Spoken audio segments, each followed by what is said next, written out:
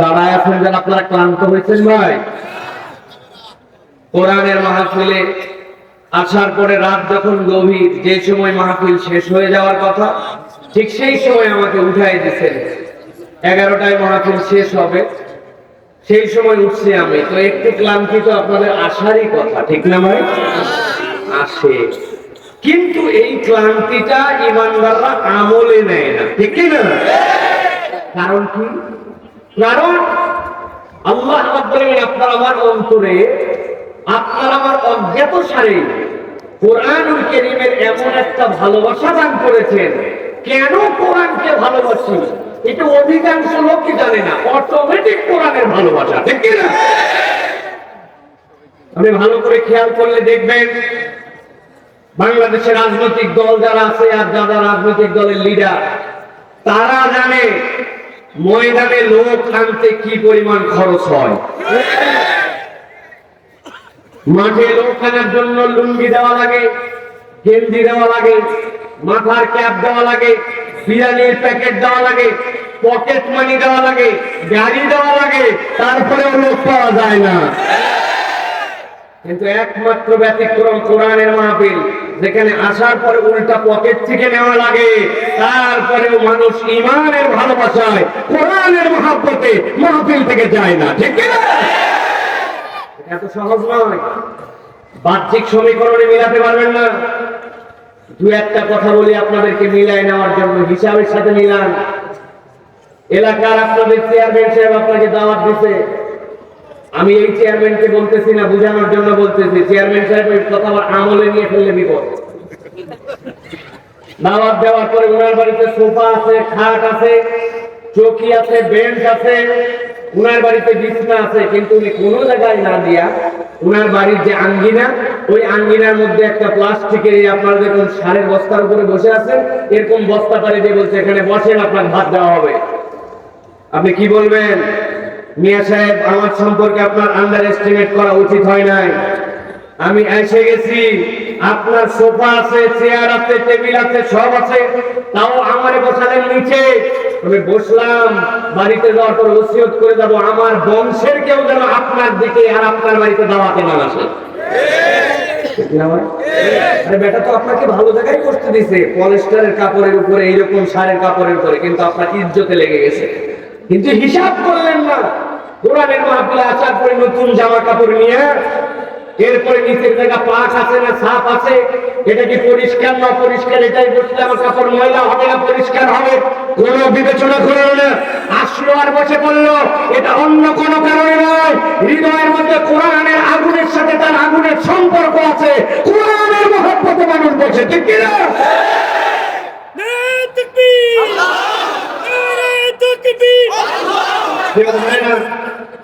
এই যে কোরআনের জন্য আমরা আসলাম, কোরআনের জন্য মুহাব্বত দেখালাম, এর লাভ আছে না নাই? যুবক ভাইরা দাঁড়ায় থাকেন, আমি আপনাদেরকে একবার বসতে বলবো না, কিন্তু আপনারা মধ্যে উচ্চারণ করে উচ্চারিত কথাটার উত্তর দিয়েন, মুখ তো বসায় দেন নাই নাকি? কোরআনের মাহফিলে আছে, লাভ আছে না নাই? কম না বেশি? বুঝে না না বুঝে? বেশিরভাগ না বুঝে? বেশিরভাগ না বুঝে। আর আমাদের ইয়াংরা এখন এমন একটা ভাব নিয়ে ঘরে যে দুনিয়ার সব জানে। পকেটে থাকে এগুলো, বুঝুন কেমনে? আপনার ওয়াজ আছে ইউটিউবে, ইউটিউব তো মোবাইলে আছে, আপনার পকেটে। এর এলেম কালাম সব পকেটে, কিন্তু ওরা যদি অজুর খরচ কয়টা ধরেন, কাপা কাপি উঠে যাবে। গোসলের খরচ জোর করে ধরলে বলবে বদনা, লুঙ্গি আর গামছা। গোসলের খরচ তো তিনটাই না, কিন্তু জানে না। আছে না ভাই? কোরআনের মাহফিলে আসলে, কোরআন শুনলে লাভ আছে। আমার আরেক বলছেন, গভীর মনোযোগে বলছেন, আল্লাহ রাব্বুল বলছেন বান্না কুযিবু বিল হাক্কি আলাল বাতিল ফায়াদমাগুহু ফাইদা হুয়া সাহিব ওয়া লাকুমুল ওয়াইলু মিম্মা তাসিফুন।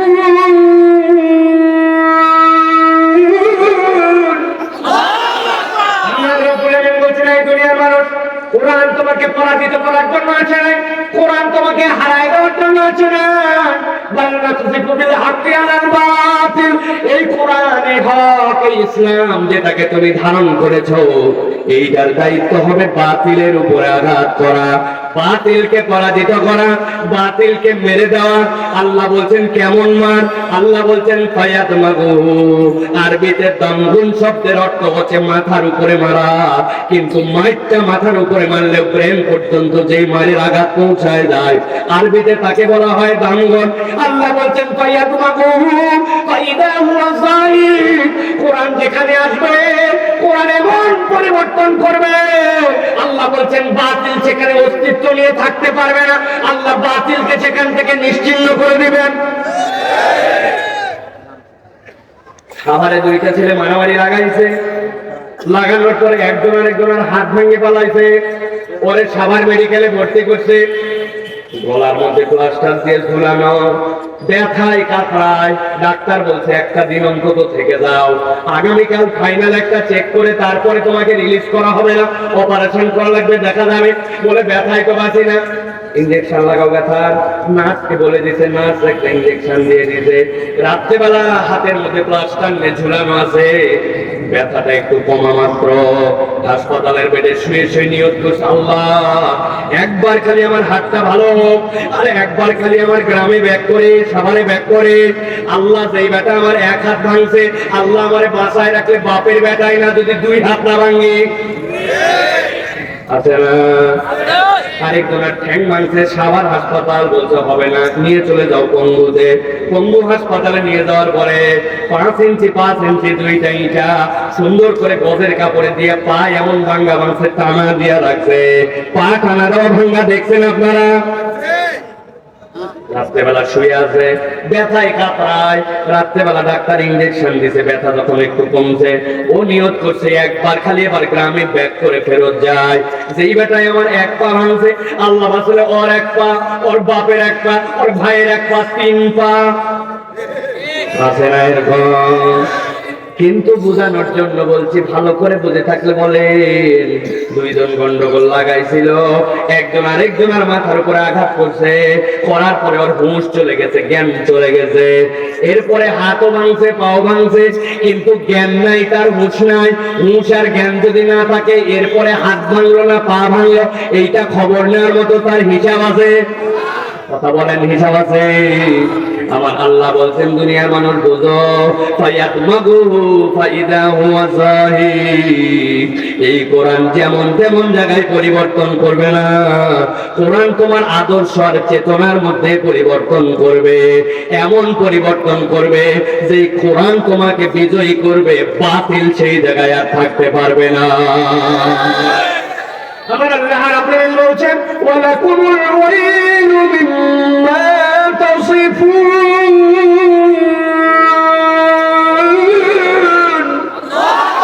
এই দুনিয়ার মানুষ আর যারা কোরআন নিয়ে, ইসলাম নিয়ে, ঈমান নিয়ে উল্টাপাল্টা কথা বলে, আল্লাহ বলেন ওয়ালাকুমুল ওয়াইল, সাবধান হয়ে যাও, মিম্মা তাসিফুন, উল্টাপাল্টা যা বলেছিলে আল্লাহর কাছে সবগুলোর হিসাব দেওয়া লাগবে। এক রামের জন্ম কয় জায়গায় হয়?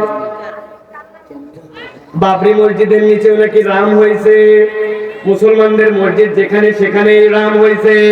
এক বাবরি মসজিদ ভাঙ্গায়া মনে করছে ভেঙে দিলাম, এই জায়গা থেকে মসজিদকে বিলুপ্ত করে দিলাম।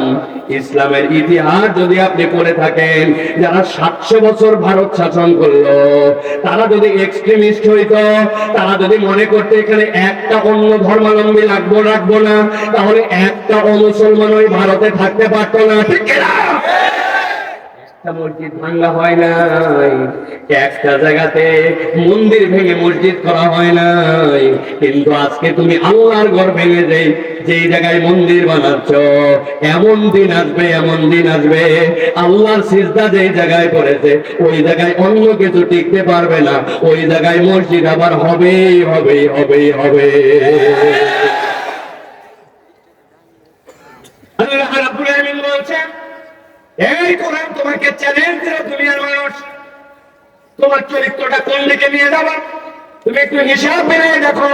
ও যুবক, মনে করো না দাঁড়ায় থেকে একটুখানি দেখে নিলাম, মন টিকলো, থাকলাম, মন টিকলো না, পকেটে হাত দিয়ে চলে গেলাম।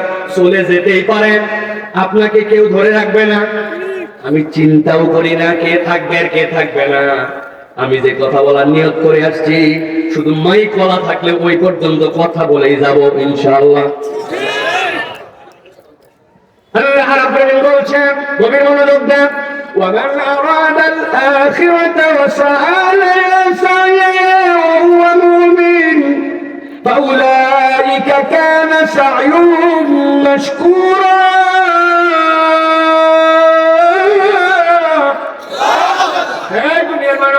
মানুষের দুনিয়াতে চলাফেরার স্টাইল দুইটা। আল্লাহ বলেন একটা স্টাইল দুনিয়ার ফাঁকে ফাঁকে আখিরাত করে। কথাটা বোঝেন, দুনিয়ার ফাঁকে ফাঁকে আখিরাত করে।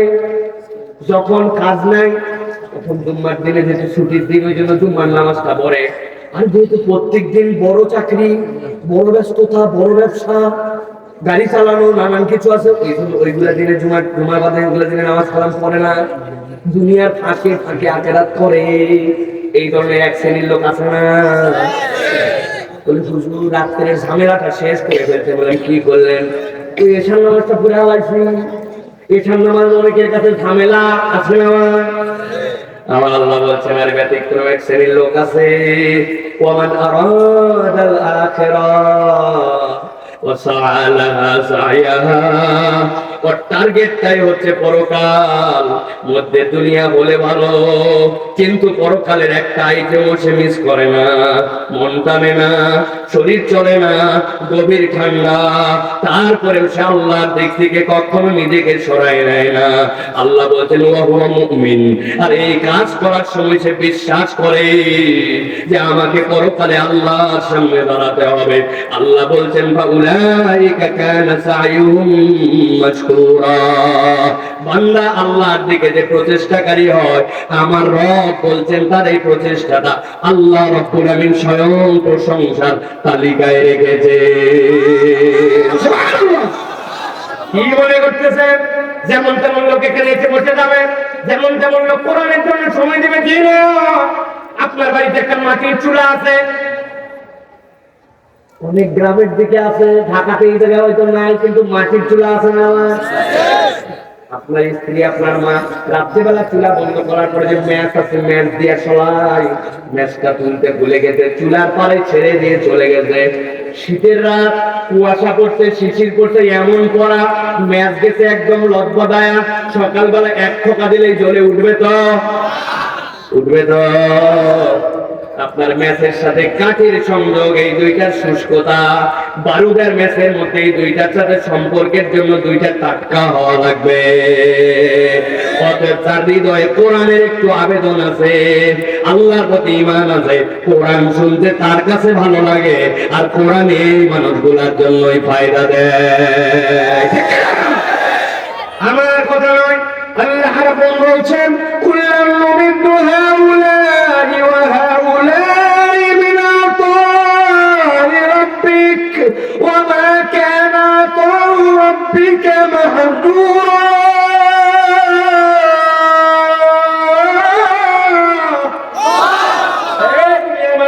এরাও পায়, ওরাও পায়।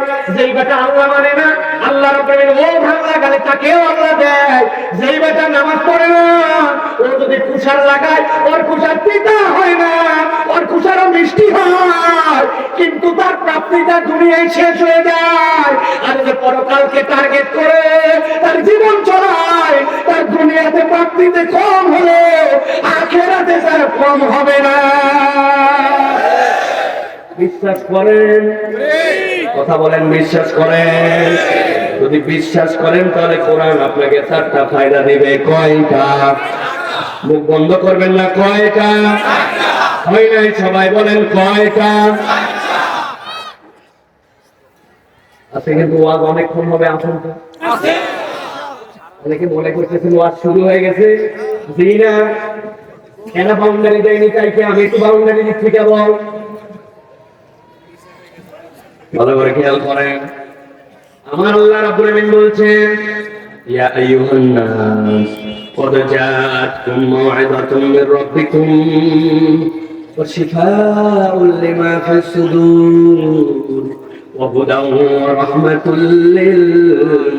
للمؤمنين الله أكبر هاي دنيا মানুষ يا أيها الناس قد جاءتكم موعظة من ربكم আল্লাহর পক্ষ থেকে তোমাদের কাছে একটা মাওয়াইদা আসছে কোরআনকে আল্লাহ মাওয়াইদা বলেছেন মাওয়াইদা মানে হচ্ছে ওয়াজ ওয়াজের আমি বলি আল্লাহ রাব্বুল আলামিন কেন এই জায়গায় মাওয়াইদা বলেন আর তার আগে কেন নাচ বললেন আল্লাহর এই মাওয়াইদা বলার উদ্দেশ্য কোরআন হচ্ছে তোমার লাইফের জন্য প্রেসক্রিপশনে আপনার নাম থাকে বয়স থাকে ওয়েট থাকে পাশে আপনার রোগের বিবরণ এই পাশে আপনার ঔষধ এক নম্বর ঔষধের নাম দুই নম্বর ঔষধের পাওয়ার তিন নম্বর ঔষধ কয়বার খাবেন খাওয়ার আগে না পরে খাবেন আর এই ঔষধটা কতদিন পর্যন্ত চলবে পরবর্তী ডাক্তার কবে দেখাবেন এইগুলো আপনার জন্য কোরআনুল কারীমের মধ্যে আল্লাহ রাব্বুল আলামিন ঠিক একইভাবে প্যাকেজ হিসেবে ঢুকাইছেন আল্লাহ বলছেন এই কোরআন তোমার জন্য মাওয়াইজা কোন দিকে চলবে কত জোরে চলবে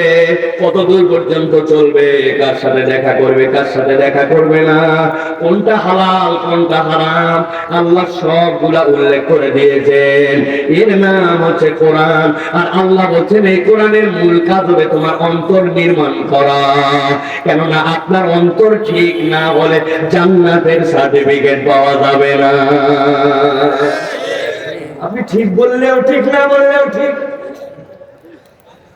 এত লম্বা মানুষ এত বিশাল দেহ এত টাকা এত ক্ষমতা এত দাপট কোনদিন তাকে কেউ হারাতে পারে নাই আছে না এরকম আল্লাহ বলছেন এগুলো দিয়ে কি হবে আরে আমি তো মাঝে মাঝে বলে আপনি কত লম্বা লোক দেখছেন লম্বা লোক তো জীবনে আমি একটা দেখছি মক্কা শরীফে কাবার পাশ দিয়ে তওয়াফ করতেছি এক লোক এসে দেখি খালি আমার জায়গায় বাড়ি মারে সব জায়গায় আক্রমণ থাপ্পড় সহ্য করা যায় কিন্তু গালে বাড়ি সহ্য করা যায় না ঠিক না ভাই গেডি ধরলে বাঙালি খেপে যায় কিন্তু এই বেটা খালি এই জায়গায় মারে কি ব্যাপার তাওয়াফ করার সময় খানিকক্ষণ পরে চিন্তা করলাম যতই সফর করি দেখি তো কোন বেটা এই জায়গায় গেলে বোঝা যায় পাখায় দেখি ডান পাশে লোক নাই ফিরে ভিতায় কিন্তু লোক নাই কেন এরকম করে উপর দিকে তাকায় দেখি আমার থেকে 2.5 হাত উঁচু ও বেচারে আমাকে মারে না ও বেচারে যখন স্বাভাবিক চলে আমি এমন বাটুর আর হাত এমনি এই জায়গায় লাগে কত কালো মানুষ দেখছেন আপনি একদিন হঠাৎ করে দেখি চায়ের দোকানের মধ্যে কিরে টিভির মধ্যে খেলা হচ্ছে ওই জায়গায় দেখি মাঠের মধ্যে থেকে লাইট জ্বলে আর বন্ধ হয় কিরে এরকম তো হওয়ার কথা নয় গভীর মনোযোগ দিয়ে তাকায় দেখি ওয়েস্ট ইন্ডিজের এক প্লেয়ার ব্যাটিং করতেছে হেলমেটের ভিতর দিয়ে যখন চুইংগাম চাবায় তখন দাঁত দেখা গেলে লাইট জ্বলে বাকি অন্ধকার আছে না কত লম্বা দেখলাম কত বেটে দেখলাম কত সাদা কত কালো يوم لا ينفع مال ولا بنون إلا من أتى الله بقلب سليم মুসলমান না হয়ে অন্তর রেডি করে না আসলে আপনার এই দুনিয়ার ভঙ্গাং ফুংফাং এইগুলা একটা আল্লাহর কাছে দাম না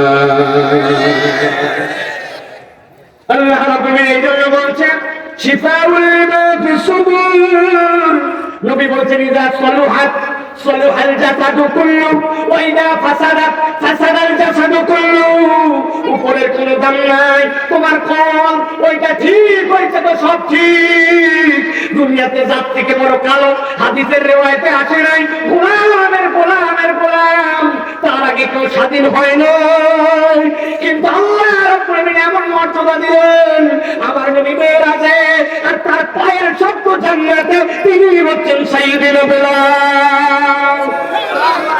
কি করবেন খরচা দিয়া কি করবেন ভাব দিয়া আল্লাহ বলছেন এই অন্তর নির্মাণ কি দিয়ে হবে এই অন্তর তৈরি হবে কোরআন দিয়া তাহলে প্রেসক্রিপশন ডাক্তারি কোরআন হুদা ওয়া রাহমাতুল লিল মুমিনিন এই কোরআন আপনার জন্য আলোক বর্তিকা আর এই কোরআন হচ্ছে ঈমানদারদের জন্য রহমত আপনার দুনিয়াতে আলো আপনার কবরে আলো আপনার পরকালে আলো অতএব যেই আলোর কাছে আপনি এখন আছেন এই আলোটা হচ্ছে পরকালের সঞ্চয় ঠিক কি না আল্লাহ আমাদেরকে কবুল করুন আল্লাহুম্মা আমিন প্রিয় ভাইরা তাহলে আমরা কোরআন শোনার জন্য যে আসলাম কোরআন শুনলে আমাদের জন্য লাভ আছে, এটা আমরা বুঝে ফেলেছি, ঠিক কি না?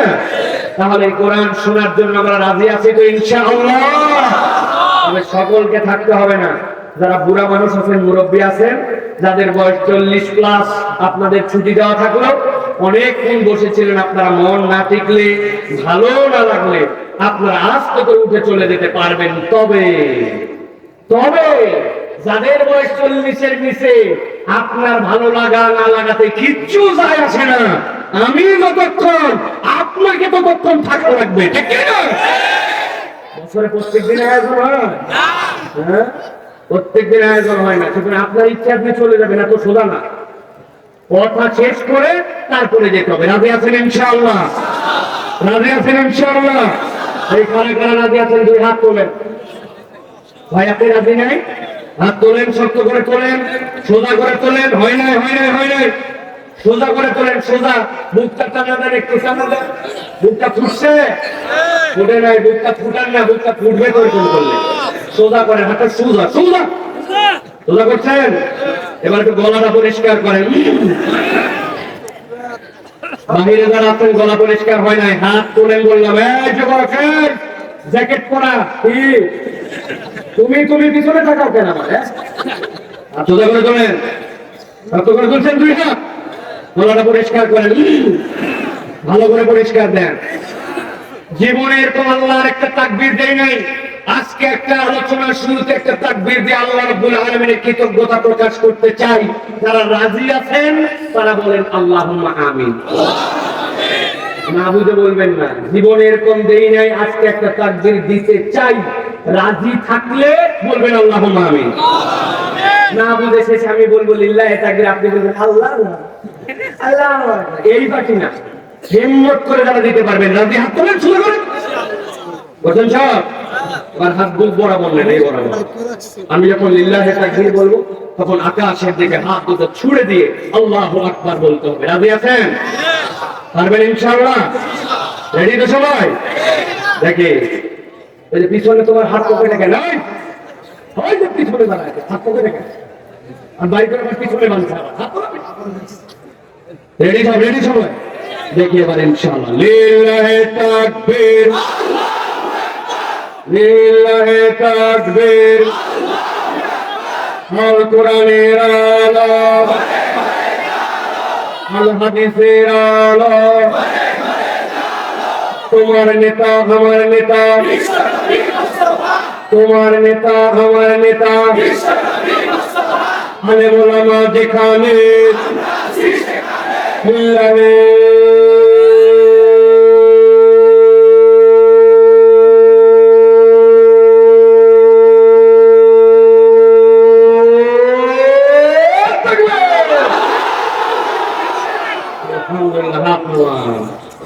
রাগ করছেন আপনারা? আল্লাহু আকবার তাকবীর। শয়তান ছাড়া কারো রাগ হয় না। আল্লাহু আকবারের স্লোগান কোন দলীয় স্লোগান নয়, কোন পার্টির স্লোগান নয়, কোন গোষ্ঠীর স্লোগান নয়। আল্লাহু আকবারের স্লোগান ইমানদারের স্লোগান। ইমানদারের হৃদয় যতদিন পর্যন্ত ঈমান থাকবে, এই বাংলার জমিনে আল্লাহু আকবারের স্লোগান চলতেই থাকবে, চলতেই থাকবে, চলতেই থাকবে।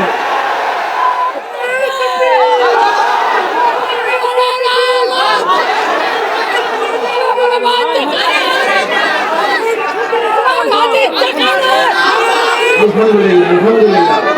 হাত নামান, বসেন মেহেরবানি করে। প্রিয় ভাই, আমাদের আর হাতে সময় নেই। আমরা এখন মূল আলোচনার মধ্যে প্রবেশ করবো ইনশাআল্লাহ। অল্প সময়, কোনো বাতাস লাগবে না।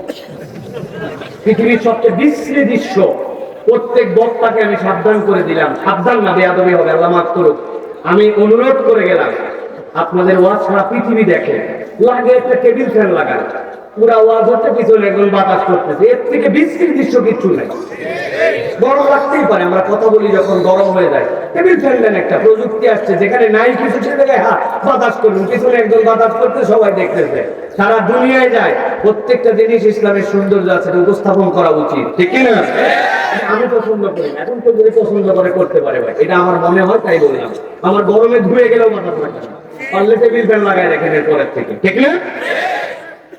প্রিয় ভাইয়েরা, আমরা কোরআনুল কারীমের একটা সূরা থেকে 4টা আয়াতের উপরে 30 মিনিট কথা শুনবো। রাজি আছেন ইনশাআল্লাহ? প্রিয় ভাইরা, এই কথাগুলি আল্লাহ রাব্বুল আলামিন কোরআনুল কারীমের মধ্যে আমাদেরকে জানিয়েছেন একটা নির্ধারিত উদ্দেশ্যে। কিন্তু 4টা আয়াত পূর্ণ না হওয়া পর্যন্ত আল্লাহ রাব্বুল আলামিন কি বার্তা দিতে চান এটা বোঝা যায় না। আল্লাহ মূলত 4টা আলাদা আলাদা চিত্র একত্রিত করে একটা চমৎকার বার্তা আমাদের সামনে উপস্থাপন করেছেন। আমরা 4টা আয়াতে কারিমা শুনবো, আমাদের জীবনে অপরাধ থাকলে দূর করে দিব, আর গুণ যেটা লাগবে যুক্ত করব, এই নিয়ত করে আলোচনায় শুনবো। বলেন আল্লাহুম্মা আমিন। বলেন আল্লাহুম্মা আমিন। রাজি আছেন তো ইনশাআল্লাহ? তাহলে চলেন সকলে বিতাড়িত শয়তান থেকে আশ্রয় প্রার্থনা করে আস্তেই বলেন, জোরেই বলেন, দাঁড়ায় থাকেন, বসে থাকেন, কাছে থাকেন, দূরে থাকেন, যে যেখানে থাকেন সকলে পড়েন আউযু বিল্লাহি মিনাশ শাইতানির রাজীম বিসমিল্লাহির রাহমানির রাহিম ইয়াওমা তারাল মুমিনিনা ওয়াল মুমিনাতি ইয়াসআ নূরুহুম বাইনা আইদিহিম ওয়া বিআইমানিহিম বুশরাকুমুল ইয়াওমা জান্নাত। আল্লাহ রাব্বুল আলামিন নবীজি সাল্লাল্লাহু আলাইহি ওয়াসাল্লামকে বলছেন, হে আমার হাবিব, আপনি যখন ঈমানের দাওয়াত নিয়ে মক্কায় দাওয়াতের কার্যক্রম শুরু করলেন, ওই সময় মক্কাতে যখন ঈমানের কার্যক্রম চলমান, ওই সময় ঈমানদারদের উপরে কি পরিমাণ অত্যাচার হয়েছে আপনি তো দেখেছেন। আপনি ওইখানে দেখেছেন হযরতে খুবাইবকে কেমন করে শহীদ করা হয়েছে, খাব্বাবকে কেমন করে কষ্ট দেওয়া হয়েছে, হযরতে বেলালকে কেমন কষ্ট দেওয়া হয়েছে, পরিবার সহ ঈমান আনার কারণে হযরতে সুমাইয়াকে কিভাবে বর্ষা নিক্ষেপ করে শহীদ করে দেওয়া হয়েছে। কিন্তু নবীজি সাল্লাল্লাহু আলাইহি ওয়াসাল্লাম কিয়ামতের ময়দানে আপনাকে আল্লাহ রাব্বুল আলামিন যখন মাকামে মাহমুদে বসাই দিবেন, যখন আল্লাহ রাব্বুল আলামিন ওই হাসরের ময়দানে বিচার শুরু করবেন, বিচার না শুরু করার কারণে সব মানুষ যখন উথাল পাতাল হয়ে যাবে, মানুষ পরামর্শ করে যখন সাইয়েদনা আদমের কাছে যাবে, কিন্তু আদম বলবেন, না না, আল্লাহর যে রাগ আজকে আমি দেখেছি, এরকম রাগ আল্লাহকে কখনো রাগান্বিত হতে আমি দেখি নাই। আল্লাহ আমাকে না জান্নাতে বলেছিলেন, লা তাকরাবা হাদিহিস শাজারাতা, এই গাছের কাছে যেও না, কিন্তু আমি তো এই গাছের কাছে চলে গিয়েছিলাম, অতএব আজকের দিনে আল্লাহর সামনে আমি যেতে পারবো না। নবী পয়গম্বর হতে হতে হতে হতে মুহাম্মদ মুস্তাফা সাল্লাল্লাহু আলাইহি ওয়াসাল্লামের কাছে যখন চলে আসবে, আল্লাহর হাবিব তখন বলছেন আমি সিজদায় পড়ে যাব। আল্লাহর নবী যখন সিজদায় পড়ে যাবেন, সিজদায় পড়ার পরে নবীজি বলছেন, আমি এমন ভাবে আমার রবের হামদ করব যে হামদ অতীতেও কেউ করে নাই, ভবিষ্যতেও কেউ করতে পারবে না। আল্লাহ এই হামদ তাকে শিখায় দিবেন। ওই হামদের কারণে মাকামে মাহমুদ বলা হয় ওই জায়গাকে। আল্লাহ রাব্বুল আলামিন ওই স্তরটা আমার নবীকেই কেবল দান করবেন। আল্লাহ রাব্বুল আলামিন হঠাৎ করে নবীকে বলবেন, ইরফা রাসাক, ইয়ে আমার হাবিব, আর কাঁদতে হবে না, আপনার মাথাকে উঁচু করেন। আল্লাহ নবী মাথা উঁচু করবেন। এরপর আল্লাহ নবীকে আল্লাহ বলবেন, আপনি শাফাআত করেন, আপনি যার জন্য সুপারিশ করবেন আমি অর্ডার দিলাম, তার পক্ষে সুপারিশ আমি গ্রহণ করে নেব। নবী ওই সময় মাকামে মাহমুদে আল্লাহ বলছেন, নবী এবার আপনি একটা চিত্র দেখতে পাবেন, চিত্র নম্বর 1। ভালো করে মনে করেন, আল্লাহ বলছেন, ইয়াউমা তারাল মুমিনিনা ওয়াল মুমিনাত, ওই দিন আপনি ঈমানদারদেরকে দেখবেন, যারা মুমিন পুরুষ আর মুমিন নারী, তাদেরকে দেখবেন, ইয়াসআ নূরুহুম বাইনা আইদিহিম ওয়া বিআইমানিহিম, তাদের ডান থেকে তাদের সামনে থেকে রব্বুল আলামিন একটা আলো দান করে দিবেন। এই আলোটা তাদের ডানে আর সামনে তখন দৌড়াদৌড়ি শুরু করে দিবে। সুবহানাল্লাহ। ওই আলো পাওয়ার মাত্র বান্দা বুঝে পারবে আমার জন্য রব্বুল আলামিন জান্নাতে নির্ধারণ করেছেন। আল্লাহ কোরআনে বলছেন, ওয়ায়ানকালিবু ইলা আহলিহি মাসরুরা, ওরা ফাতে তার পরিবারের কাছে যায় বলবে, দেখো দেখো আমার রব আমার কি ফয়সালা করেছেন। ফেরেশতা বলবে, থামো, দৌড়াও কেন, কেন থামবো? বলে, আল্লাহ না তোমার জন্য একটা আনন্দের বার্তা পাঠাইছেন। নবী কিন্তু দেখতেছেন তার উম্মতের ঈমানদারদের সামনে থেকে আর ডান দিকে আলো। ফেরেশতা আসার পরে বলছে, বুশরাকুমুল ইয়াওমা জান্নাতুন তাজরি মিন তাহতিহাল আনহার খালিদিন خالدين فيها ذلك هو الفوز العظيم আমার রব্বুল আলামিন বলতেছেন ফেরেশতা তার কাছে যেয়ে বলবে আজকে তোমার জন্য জান্নাতের শুভ সংবাদ সুবহানাল্লাহ দুনিয়ায় গেছে মাটির উপর দিয়া অথবা পানির উপর দিয়ে কোনো বাহনে, কিন্তু কখনো কল্পনা করছো নাকি তোমার পায়ের নিচ দিয়ে এমন নহরমালা, নহর 1 বছর না হারান 2 বছর, আনহার জমায় তাকসির, 2 এর উপরের সংখ্যা কেউ জানে না। আল্লাহ নবী বলছেন এই আঙ্গুলটা শাহাদাত আঙ্গুলি, এই আঙ্গুলটার পাওয়ার এমন হবে এইটা দিয়ে তুমি তোমার নহরগুলোকে নড়াচড়া করবে, কোটি কোটি নহর তোমার লোকের ইশারায় নড়বে চড়বে। আল্লাহ বলছেন খালিদিনা ফিহা, ওর ভিতরে একবার ঢুকবে আর তোকে বের করা হবে না। আমার আল্লাহ বলছেন ফেরেশতা জানা ওদেরকে জানা, দুনিয়ায় আগে অন্যের দোকানে কাজ করছিল, এখন নিজেই দোকানদার, আগে ভাড়া বাড়িতে ছিল, এখন বাড়িওয়ালা হয়ে গেছে, 2টা ছেলে বিশ্ববিদ্যালয়ে চান্স পেয়ে গেছে, এখন তার অবস্থাটা পরিবর্তন। লোকে বলে বাপরে বাপ, এ তো বিরাট সফল ব্যক্তি, সফল ব্যবসায়ী, সফল পার্সোনালিটি, সফল বাবা, সফল মা। আল্লাহ বলছেন এইগুলো একটাও সফলতা বা ব্যর্থতার মানদণ্ড নয়। কারো যদি সামনে থেকে আর ডান থেকে আলো আসে, জান্নাতের ঘোষণা পেয়ে যায়, ওই জান্নাত থেকে বের করা হবে না, এটা জানায় দেয়। জানা ফেরেশতা জানা থাকে যালিকা ওয়াল ফাউজুল আযীম। এই গুণ যার আছে আজকের দিনে আমি আল্লাহ বললাম তারাই হচ্ছে চূড়ান্ত সফল। আল্লাহু আকবার। একটা চিত্র শেষ, 1 আয়াত শেষ, 4 আয়াত বলবো বলেছি, গভীর মনোযোগ দেন। প্রথম চিত্রটা মাথার মধ্যে ঢুকায় নেন। ইমানদার নবী দেখতেছে আলো, ডানে বামে দৌড়াদৌড়ি করে জান্নাতের ঘোষণা পেয়ে গেল, মনে রাখেন এইটা। এবার চলেন দ্বিতীয় আয়াতের দ্বিতীয় চিত্র। আল্লাহ বলছেন নবী আপনি সেখানে দেখতে পাবেন 2 নম্বর চিত্র। আল্লাহ কোরআনুল কারীমের মধ্যে বলছেন ইয়াউমা ইয়াকুলুল মুনাফিকুনা ওয়াল মুনাফিকাতু লিল্লাযীনা আমানু যুনা নাকতাবিস মিন নূরিকুম কিলা ইরজিউ ওয়ারাকুম ফালতামিসু নূরা।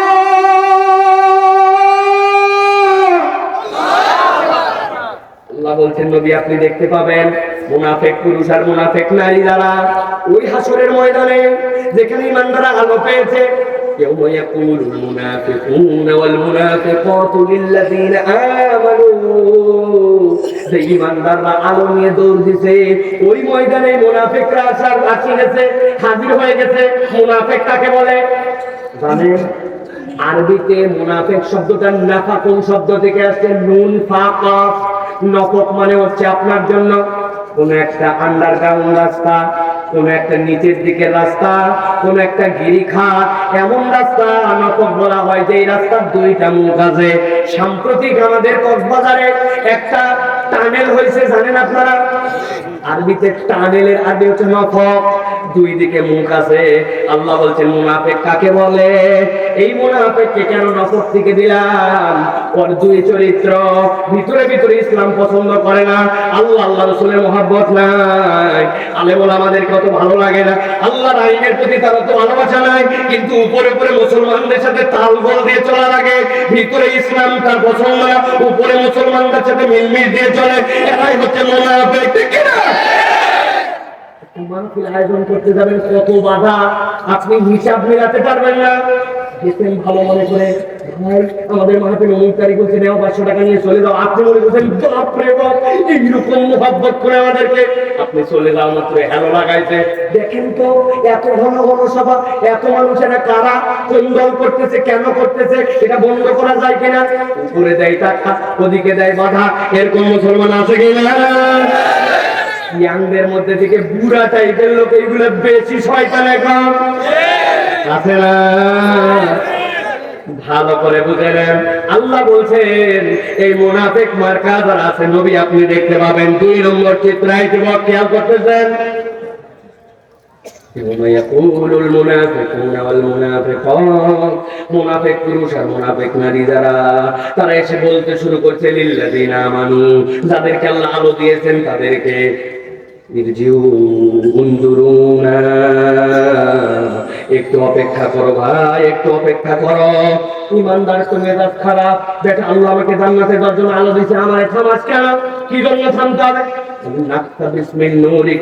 দেখতেছো আমাদের অবস্থা, আমাদের কোনো আলো নাই, আর তোমাদের যার আলো একবারে নাই। মুসনাদে আহমদের হাদিসে নবী বলছেন এই বিদ্যাঙ্গনের মাথাতে তার একটু আলো বের হয়, ওই আলোটা কখনো জ্বলে কখনো বন্ধ হয়। তোমাদের এত আলো, আমাদের একটু আলো নাই। নাক্তা বিসমিন নূরিকুম, তোমাদের আলো থেকে আমি একটু আলো নিব, একটু অপেক্ষা করো। ইমানদার বলতেছে তাই নাকি? এত সোজা? ইরজিওয়ারাকুম ফালতামিসু নূরা, ডিস্টার্ব করবে না বলে দিলাম। এই ময়দানে আলো কামাইয়ের জায়গা নয়। আলো যদি নিতে হয় দুনিয়ায় চলে যাও, এই আলো এখান থেকে নেই নাই, আলো দুনিয়ার থেকে আনা লাগছে। অথবা আলো চাইলে দুনিয়ায় যাও। জিজ্ঞাসা করবো, উত্তর দিবেন।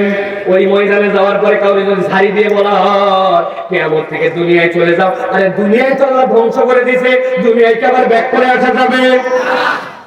কেন বললো যাও দুনিয়ার থেকে আলো নিয়ে আসো? আমি উদাহরণ দেওয়ার জন্য, বুঝানোর জন্য বলি, দেখেন তো মিলে কিনা। এই যে মোবাইলে আলো জ্বলাইছে, দেখতে পাইছেন আপনারা? বহুত লোক দেখতে পাইছেন আপনারা?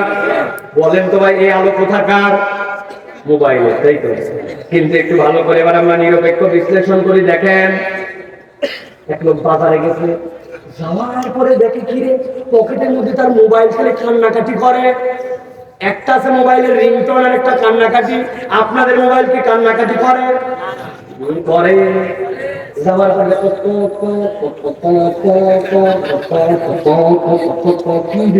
বাইর করে দেখে 10%-এর নিচে মোবাইলের চার্জ। 10%-এর নিচে নামলে সিগন্যাল দেয়, ওটাই মোবাইলের কান্নাকাটি, ঠিক না? রাত্রে তো চার্জে লাগাই রাখছিলাম, আমার চার্জ গেল কোথায়? খানিকক্ষণ পরে মনে হয়েছে ওরে সকেটের মধ্যে লাগাইছিলাম চার্জার, কিন্তু পাশে একটা সুইচ ছিল, এটা তো অন করি না।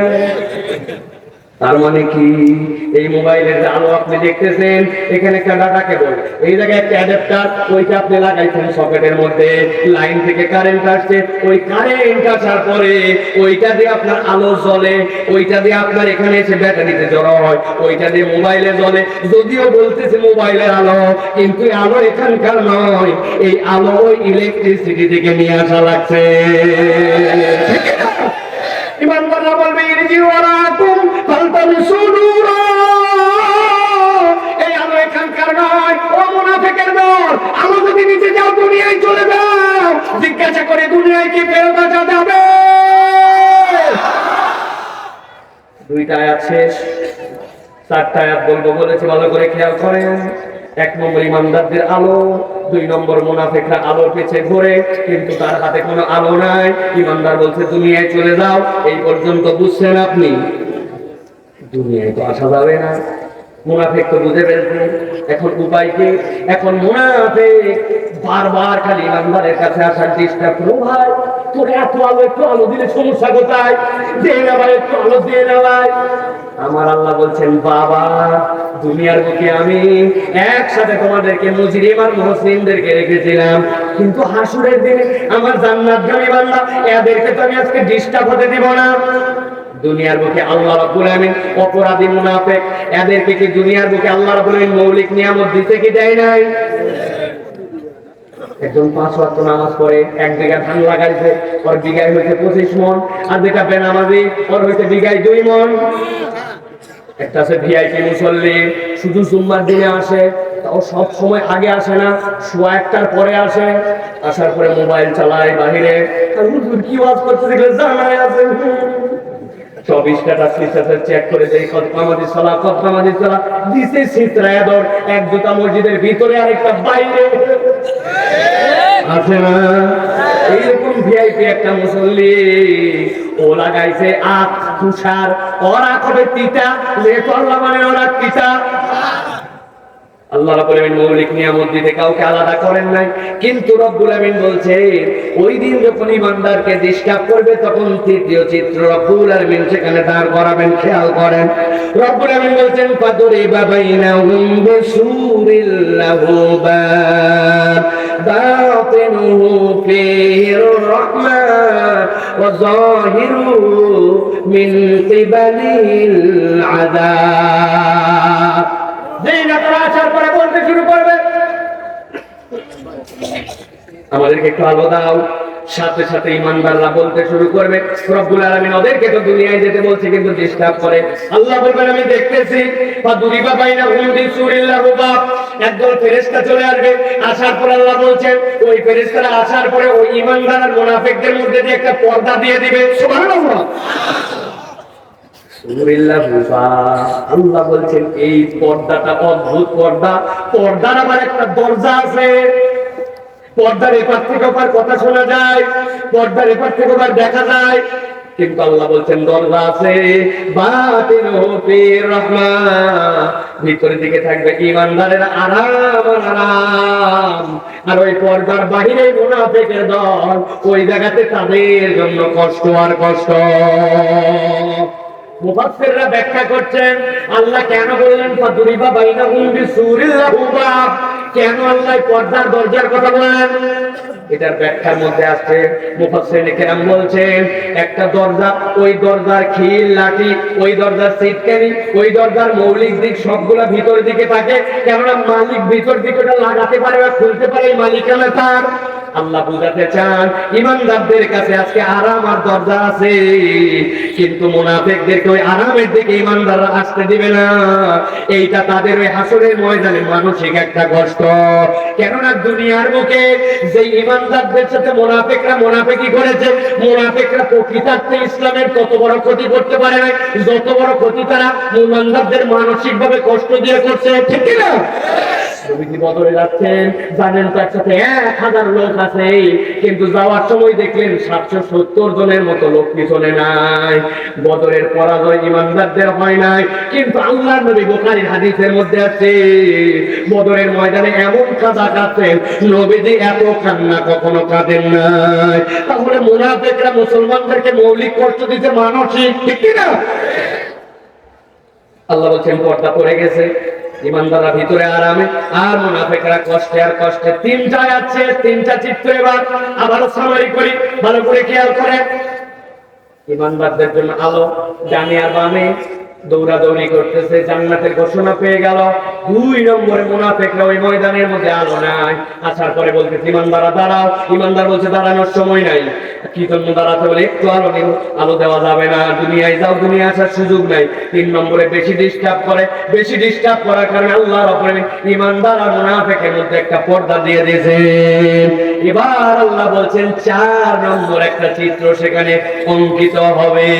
নবী আপনি দেখতে পাবেন যত মুনাফিকের দল আছে, ওই যে পর্দা আছে, এই পর্দার বাহির দিকে তারা আছে, সব মুনাফিক পুরুষ আর মুনাফিক নারী এসে ওই পর্দার সামনে কাতারে কাতারে দাঁড়ায় গেছে, সবাই দাঁড়াইছে। দাঁড়ানোর পর একটা কথা বলতে শুরু করবে। কি কথা? আমার আল্লাহ রাব্বুল আলামিন বলছেন ইউনাদুনাহুম আলাম নাকুম মাআকুম। সব মুনাফিক এসে দাঁড়াইছে, দাঁড়াই ঈমানদার দিকে ফিরছে, ফিরে বলতেছে ও ভাই রে, তোমাদের কাছে একটু আলো চাইলাম, অজস্র আলো দিলাম না, আবার বললাম একটু আলো দাও বলে দুনিয়ায় চলে যাও, যাওয়া তো যাবে না। একটু ডিস্টার্ব করলাম, পর্দা দিয়ে দিল, ভিতরে তোমাদের আরাম, বাহিরে কষ্ট আর কষ্ট।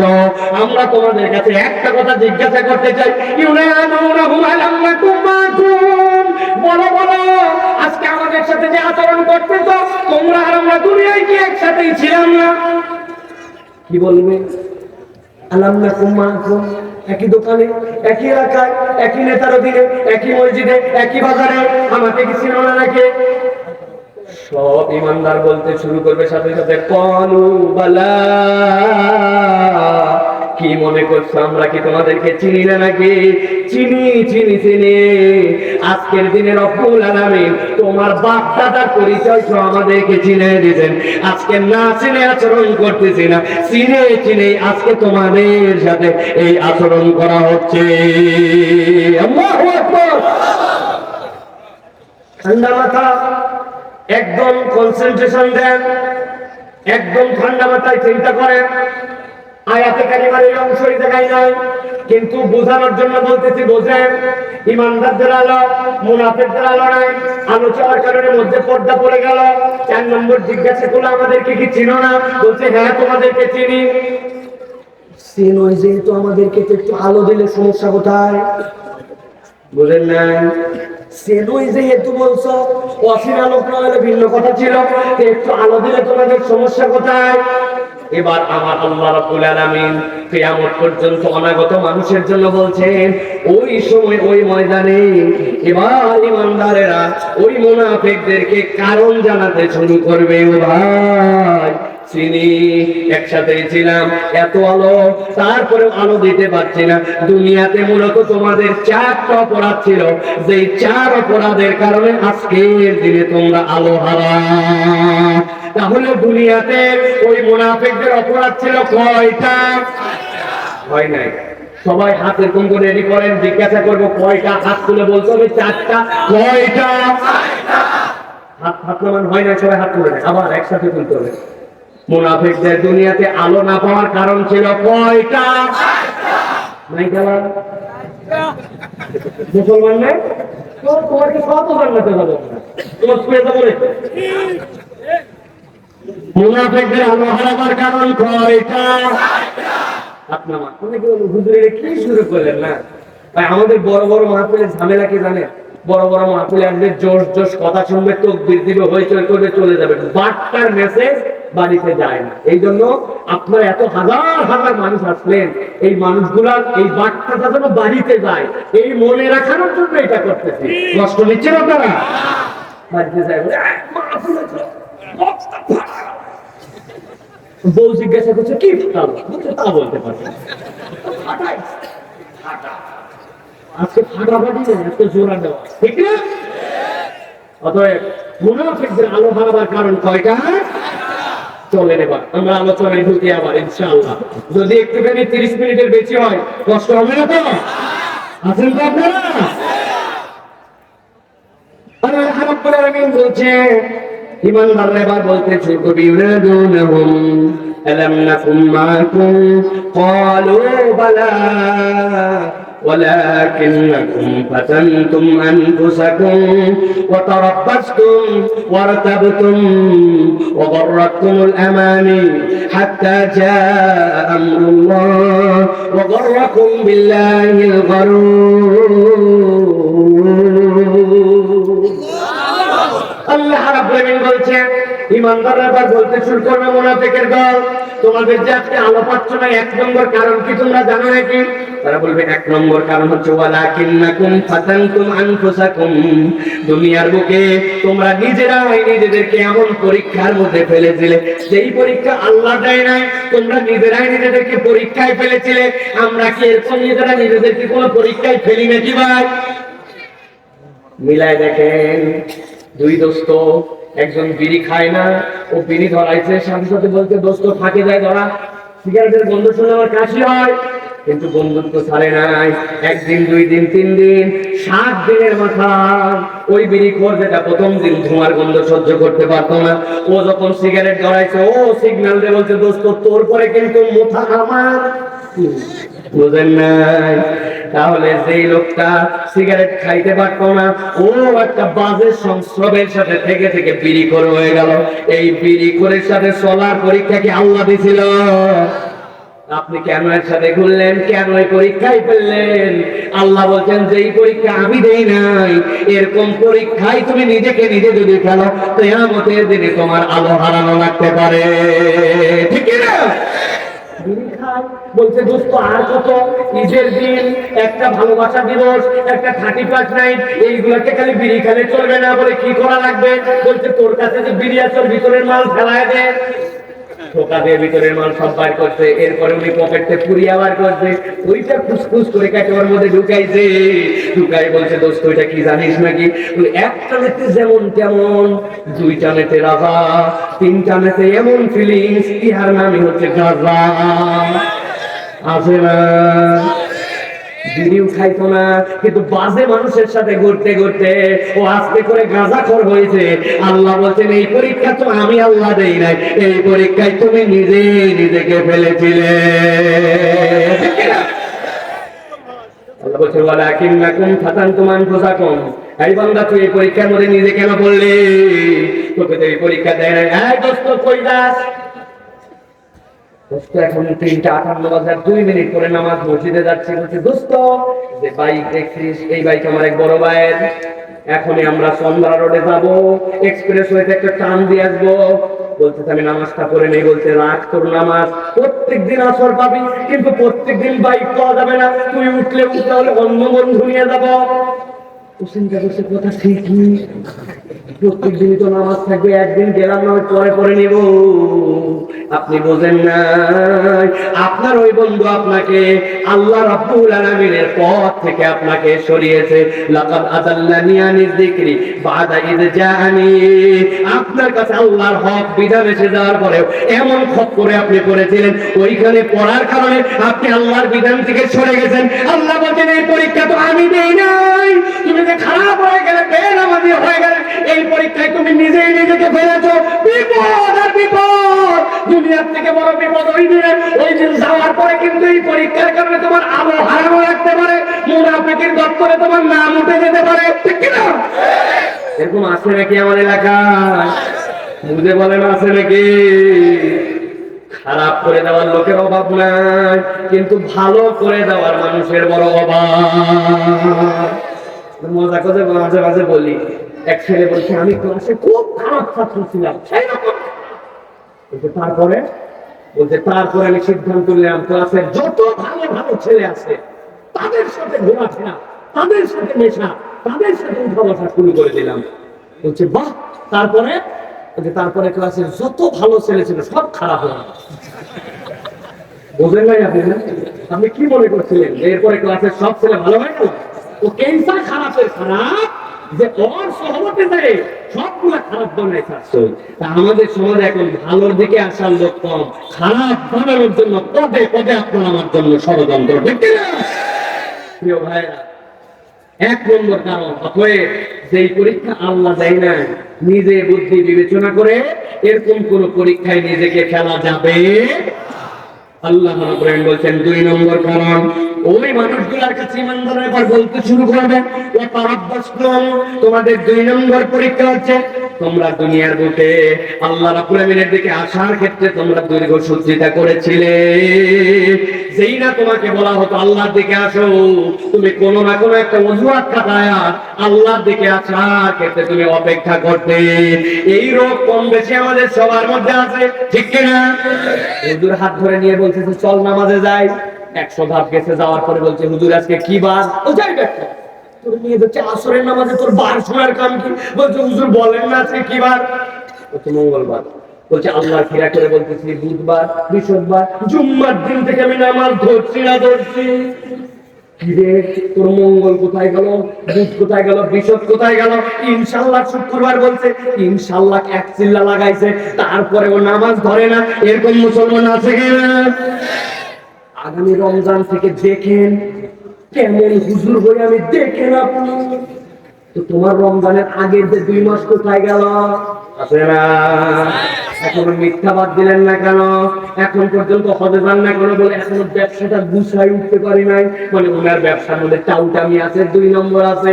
আপনার মতো চেনা লোক দেখে কেনা দামে বনির কাস্টমার বলে দিয়ে দিলাম, বাপদাদার জন্য ওরে দেখে নাই, বনির কাস্টমার বলে 10 নম্বর কাস্টমার, কেনা দামে দিলাম বলে 500 টাকা পকেট মারছে। আছে না? এই ব্যবসা তো আর করতে পারবে না, চিন্তা করছে হজ করে আসি তারপরে ভালো হয়ে যাবে ইনশাআল্লাহ। আল্লাহ বলছেন তোমার যে খানায় খানায় আল্লাহর দিকে ফেরত আসার জন্য তোমার যে অপেক্ষা, এই অপেক্ষা কিন্তু তোমাকে ওই দিনে আবহাওয়া করবে। তোমার কিন্তু নেপাকের মৃত্যু হয়ে যেতে পারে, ঠিক না? তারা ঠিক বললেন। এর মধ্যে যাদের দাড়ি নেই একটুখানি বিচার বিবেচনা করে দেখেন। তবে হ্যাঁ, যাদের বউ পছন্দ করে না দাড়ি, তাদের জন্য কিন্তু দাড়ি কাটা জায়েজ আছে, তাই তো? নাই, বউ বলছে না তোমার দাড়ি কাটি তোমার ভালো লাগে না, এখন অনেক কি সব হুজুর হুজুর হয়ে যাচ্ছ। আপনার জন্য মাসলা বলে দেয়, 40 দিন সময় দিবেন, বউ তুমি শুধরায় যাও। নবীর দাড়ি ছিল, কাটতে নিষেধ করছে, রাখতে বলছে, সকল সাহাবী রাখছে, সকল পয়গম্বর রাখছে। তুমি কোথাকার বেটি যে তুমি আমার দাড়ি পছন্দ হয়? 40 দিন সময় দিলাম, এরপরে বউ বদল, ঠিক তো? আর বিয়ে তারা দ্বারা করো নাই, আগেই বলে দিবে, সিভির মধ্যে বড় করে লিখে দিবে আমার দাড়ি কিন্তু 13 ইঞ্চি, 11 ইঞ্চি, 8 ইঞ্চি, পছন্দ হলে আমার কাছে আসো, না হলে আগের থেকেই বিদায়, ঠিক না? কেন এই কথা বললাম? হুজুর এটার কারণ কি? কারণ উনি বলছে আমার এখনো বয়স হয় নাই, সামনে ধরবনি চলবনি। ও ভাই, ও ভাই, তোমাকে বুঝাইবো কেমনে আমি বলো? তুমি বুঝো না এখন পর্যন্ত তোমার দাড়ির মর্যাদা কতটুকু। আল্লাহ কোরআনে বলছেন ওয়া ইন্নাকা লাআলা খুলুকিন আযীম। যারা আলেম ওলামা আছেন তারা জানেন ওয়া ইন্নাকা আগে কেন আসলো, লাআলার এখানে কি দরকার ছিল? আল্লাহ বুঝাতে চান তুমি যেরকম বেগুন কিনো, পটল কিনো, সোনা কিনো, তুমি যখন যা কিছু কিনো, কাপড় কিনো, প্রত্যেকটার একটা মানদণ্ড আছে। কাপড় কিনতে গেলে গজের ফিতা দিয়ে কেনো, তুমি রসুন কিনতে গেলে কেজিতে কেনো, তুমি যদি সোনা কিনতে যাও গ্রামের মাপে কেনো, তোমার প্রত্যেকটার বাটখারা আছে। আমি মুহাম্মদ সাল্লাল্লাহু তোমার হোল লাইফের জন্য বাটখারা বানালাম। নবীর সাথে মিললে কবুল, আর নবীর সাথে না মিললে বাতিল। ঠিক না? এখন কে পছন্দ করলো আর কে করলো না এতে কিছু করার আছে না। আমি তো আপনাদেরকে লজ্জা দেওয়ার জন্য মাঝে মাঝে বলি, ধরেন একজন মহিলা আমাকে 2 লাখ টাকা পাঠাইছে, কয় লাখ? সাথে একটু সিরকুটের মধ্যে লিখে দিয়েছে, হুজুর আপনাদের মুখের দাড়ি আমার খুব ভালো লাগে, লাখ লাখ মানুষ নেওয়াজ করেন, মেহেরবানি করে আমার জন্য একটু দোয়া করবেন, আমার মুখে যেন একটু দাড়ি উঠে। আল্লাহুম্মা আমিন। আয় রব্বুল আলামিন, লাখ লাখ মানুষকে তোমার কাছে ফরিয়াদ দিলাম, 2 লক্ষ টাকা আল্লাহ তোমার বান্দি দিয়েছে, মেহেরবানি করে আল্লাহ তুমি কি করতে পারো না, তুমি মেহেরবানি করে আমার বোনের মুখে দাড়ি উঠাইয়া দাও। সারাদিন যদি ওয়াজ করেন, সারাদিন দোয়া করেন, দাড়ি কি উঠবে ভাই? আর দুনিয়ার কোন বেকুব মহিলা আছে নাকি যে 2 লাখ টাকা দিয়ে দাড়ি করে ওয়াজ করবে? আছে নাকি? কিন্তু আপনারা কেমনে বুঝায় যে 2 লাখ টাকায় দাড়ি উঠে না, আর আল্লাহ যেই দাড়ি আপনারে দিল, আপনি পুরুষ হয়ে ওই টাকাতে আপনি মহিলা হতে চান? না পারলে মোশ রাখেন, যা গুনাহ হয় আমার হবে, তাও আপনি অন্তত পুরুষের দলে আছেন। এক বাচ্চা নাকি দুধ খায়, মধ্যে শুইছে, এক পাশে মা এক পাশে বাবা, রাত্রেবেলা খালি বাপের দিকে যায়, খালি কোনো গর্ব বলছে আমি তোর বাপ, ওই দিক কেন বাপের দিকে যায়, মুখে হাত দেয়, দেখে দুধের সমান।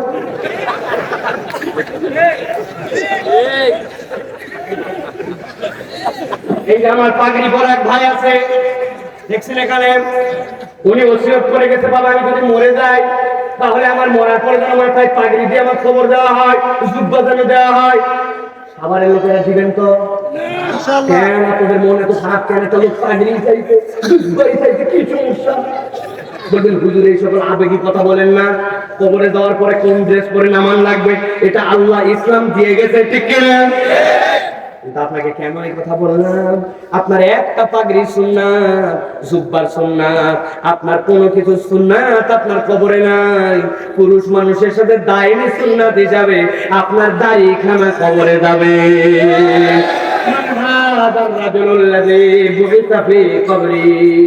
দেখো তো ছিল নাকি যাকে কবরে পাঠানো হয়েছে? আপনার নবীর অবয়ব যদি দেখানো হয়, নবীর চেহারার সাথে মিলল না, আর ওই নবী ওই যে হাসরের ময়দানে শুয়ে শুয়ে মাথা নিচু করে আল্লাহর প্রশংসা করলো, আর আল্লাহ বললেন ইরফারাসা, মাথা তোলেন, যার জন্য আপনি সুপারিশ করবেন তার সুপারিশ গ্রহণ করা হবে। তো নবীর দলে যদি আমি না থাকি, নবীর সুপারিশ কি আপনার আমার নসিবে জুটবে? রাখেন না কেন দাড়ি ভাই? কি সমস্যা আপনার? কথার অভ্যাস কম, প্যান্ট পরে প্যান্ট বানাই গেলেন, ভাঁজ দেওয়া লাগবে কেন? আপনার প্যান্ট টাকনুর উপরে ওঠে না কেন? কেন উঠে না? কেন উঠে না আপনার প্যান্ট? বলেন, ভাঁজ দেওয়া লাগবে কেন? কি পাইছেন আপনি নিচে পড়ে? আপনার অফিসের মধ্যে থেকে আপনার চাকরি থেকে বের করে দিবে, বেতন বেশি দিবে, তো আপনি মনে করছেন এটা আবি যাচ্ছেন, এটা ইস্কাই, অথচ নবীজি বলছেন মাছ ফলা মিনাল কাবানি মিলাই যাইবেন না, এটা তোমার জাহান্নামে যাওয়ার কারণ হবে। আপনি বলছেন ঠিক আছে, ইয়াং মানুষ তো ঠিক হয়ে যাবে না, ঠিক আছে, এরপরের প্যান্ট বানাই, তখন ঠিক হবে, এরপরের প্যান্ট বানাই, এরপরের প্যান্ট বানাই, ওরকম করতে করতে 40 বছর পার হয়ে গেছে, ঠিক হয় না।